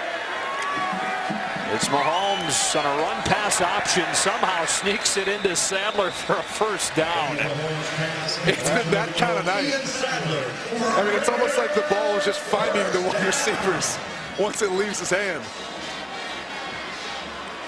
From the 45. Clock winding inside of 3.5. Mahomes has one-on-one on the outside, takes advantage. Another 1st down.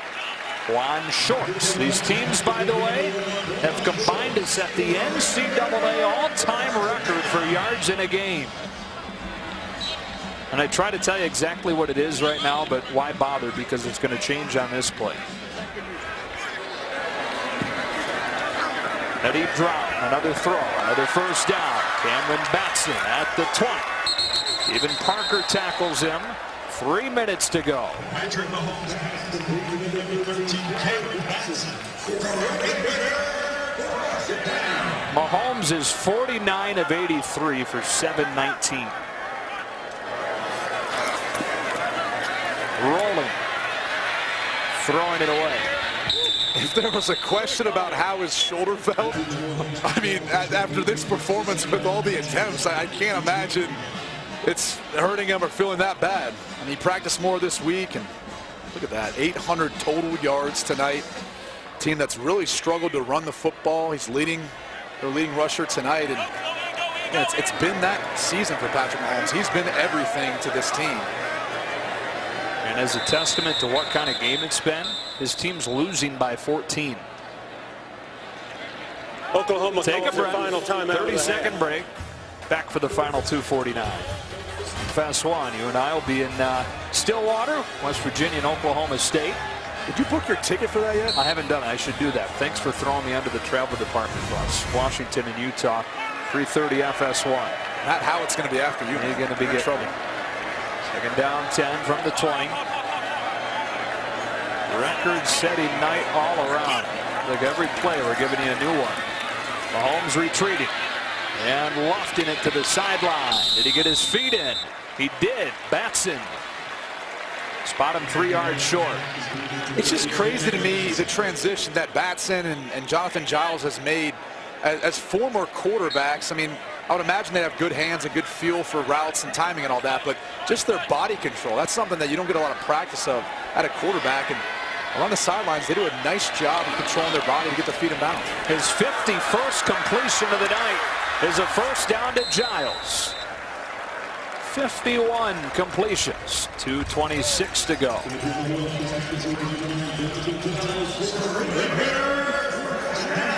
They're still in a good position, too, with 3 timeouts. If they can get a score here, you would imagine that they'd try to do an onside kick.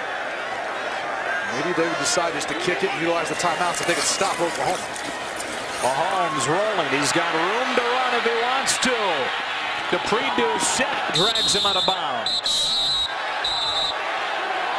Yeah, crowd seeing some extracurricular over there, but no flag with 2:04 left. Looked like it might have been close to a horse collar. Yeah.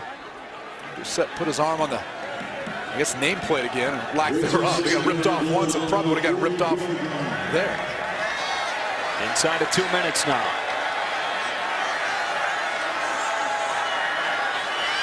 on 2nd and goal with all 3 timeouts. Mahomes will look to throw again. Scanning the end zone. Incomplete. Lauderdale defended by Thomas. The field shrinking here, and it's 3rd down and goal. Yeah, and this is the part where, unless they bring pressure, the way they're playing, they're doubling the inside guys, the inside wide receivers for Texas Tech. So it'd be a good time to try to run the football, even though that's not your strength. But we've seen Patrick Mahomes do it tonight, so he can easily be a part of that. The 180th play of this game is a 3rd and goal from the 3.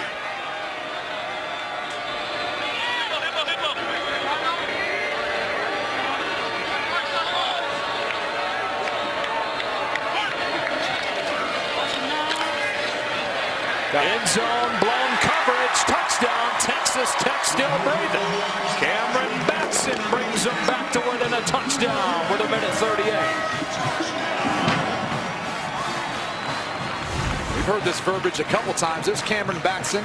He's going to kind of hesitate, and then he's really just going to lose everyone in coverage. They do a good job of is they end up kind of taking away the coverage by 2 guys going one way and Batson going the other. He's going to hold for the extra point. And it's a 7-point game as Mahomes has tied the NCAA record for passing yards in a game now with 7:34. Back for an onside kick.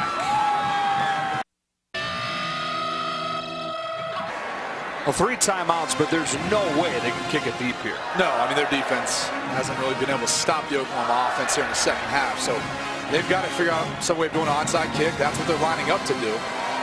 Although it sounds like from at least what Bruce Feldman told us on the sidelines that, you know, Clayton Hatfield was looking at doing a middle onside kick, something where he actually kicks it right up the hash from where it is now and recovers it. Maybe he does some sort of variation. Here we go. Onside kick Hatfield, and it skips its way right into the hands of Jarvis Baxter. Now, the fact that they have 3 timeouts means that that doesn't necessarily seal the deal. Yeah, never got that big hop, really. That's what you're looking for out of any onside kick. It just stayed low to the ground. Oklahoma did a good job recovering it. Now with 3 timeouts and 1:37. You're going to have your defense step up, and they have not been able to stop Joe Mixon all night long. He's averaging 9 yards a carry. They're going to rely heavily on that offensive line and Mixon to be able to close out this game. In a game that's seen 77 first downs, 1 more would end it.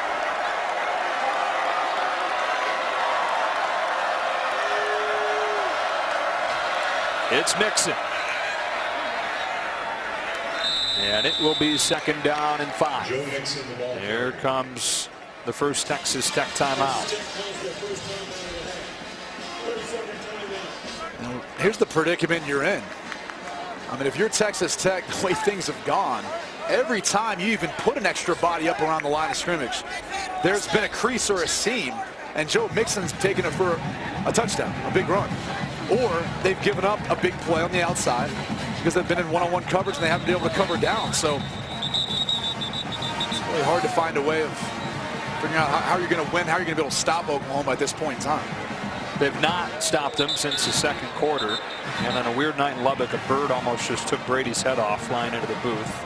It's neither here nor there. 2nd and 5. I think it's going to hang out for the rest of the game. See if Oklahoma can finish this one off.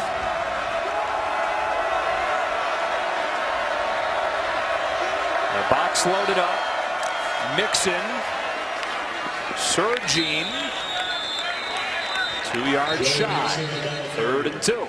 Something to keep in mind around these piles. The offensive line can push Mixon to help assist him in going forward, but they cannot pull him. Something the officials will be looking for as now in a 3rd and short scenario, and most assured that they're going to be handing the ball off once again to Joe Mixon as we take a look at all the records tonight. Seems like every game we've had this year, there's been some record broken. Yeah. Yeah, Baker Mayfield to 7 touchdowns, breaking Landry Jones' record. Here's one we haven't told you yet. Joe Mixon, the 3rd FBS player in the last 20 seasons with those numbers in a single game. Pat Mahomes, 800 total yards, a record.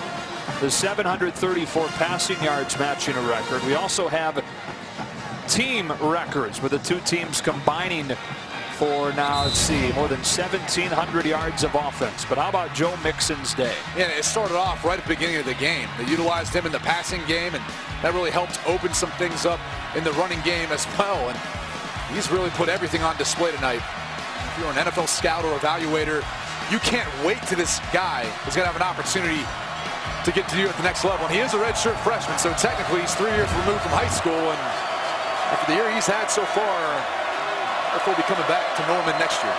3rd down and 2. And they're ready to snap it directly to him. He waits for the blocks to develop and seals the deal with a 1st down to the 35. Texas Tech will use its final timeout, but Oklahoma can now run this clock out.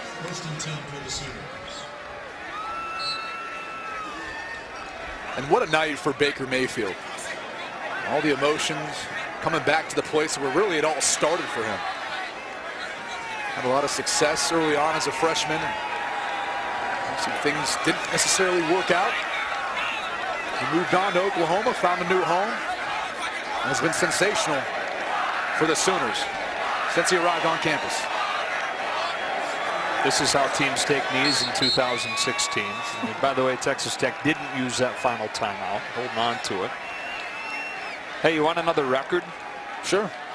What was it, Barry? 78 1st downs in this game ties the NCAA record. Oh, well, I mean, you get a record. You get a record. Everyone gets a record.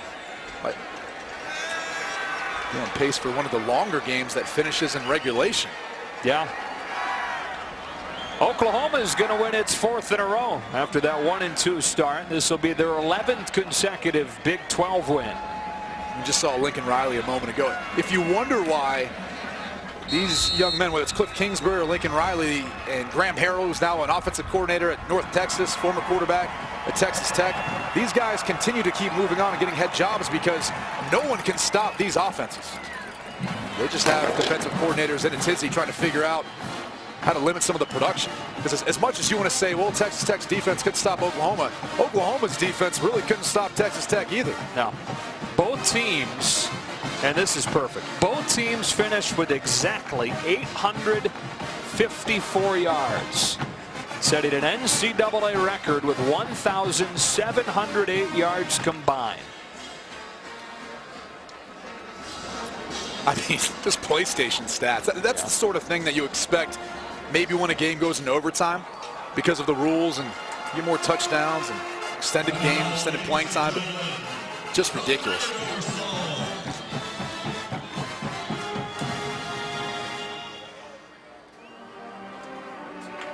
And there's so many guys you could take a look at and highlight on this night offensively, but Baker Mayfield spotless. 27 of 36. 545 yards, 7 touchdowns, and most importantly, no turnovers to allow Texas Tech to get over the hump. Yeah, this is a high-octane offense. The way he's operating from the pocket has allowed them to play better, still spreading the football around, but utilize Joe Mixon in all sorts of different positions. But it's also helped them maintain drives because they haven't taken as many negative plays. You know, last year he'd scramble around and get off of his read or progression and cause himself problems. That's just not the case for Oklahoma and Baker Mayfield. And for Patrick Mahomes and Texas Tech, a valiant effort. Young man who really carried this team all year long as the defensive struggles continue for Texas Tech. They've still got a lot of growing up to do. A lot of young players out there getting some experience and will eventually make their way to be more effective, but it's going to take some time. And really, again, it's everyone dealing with this issue right now. Let's go down to Bruce Feldman.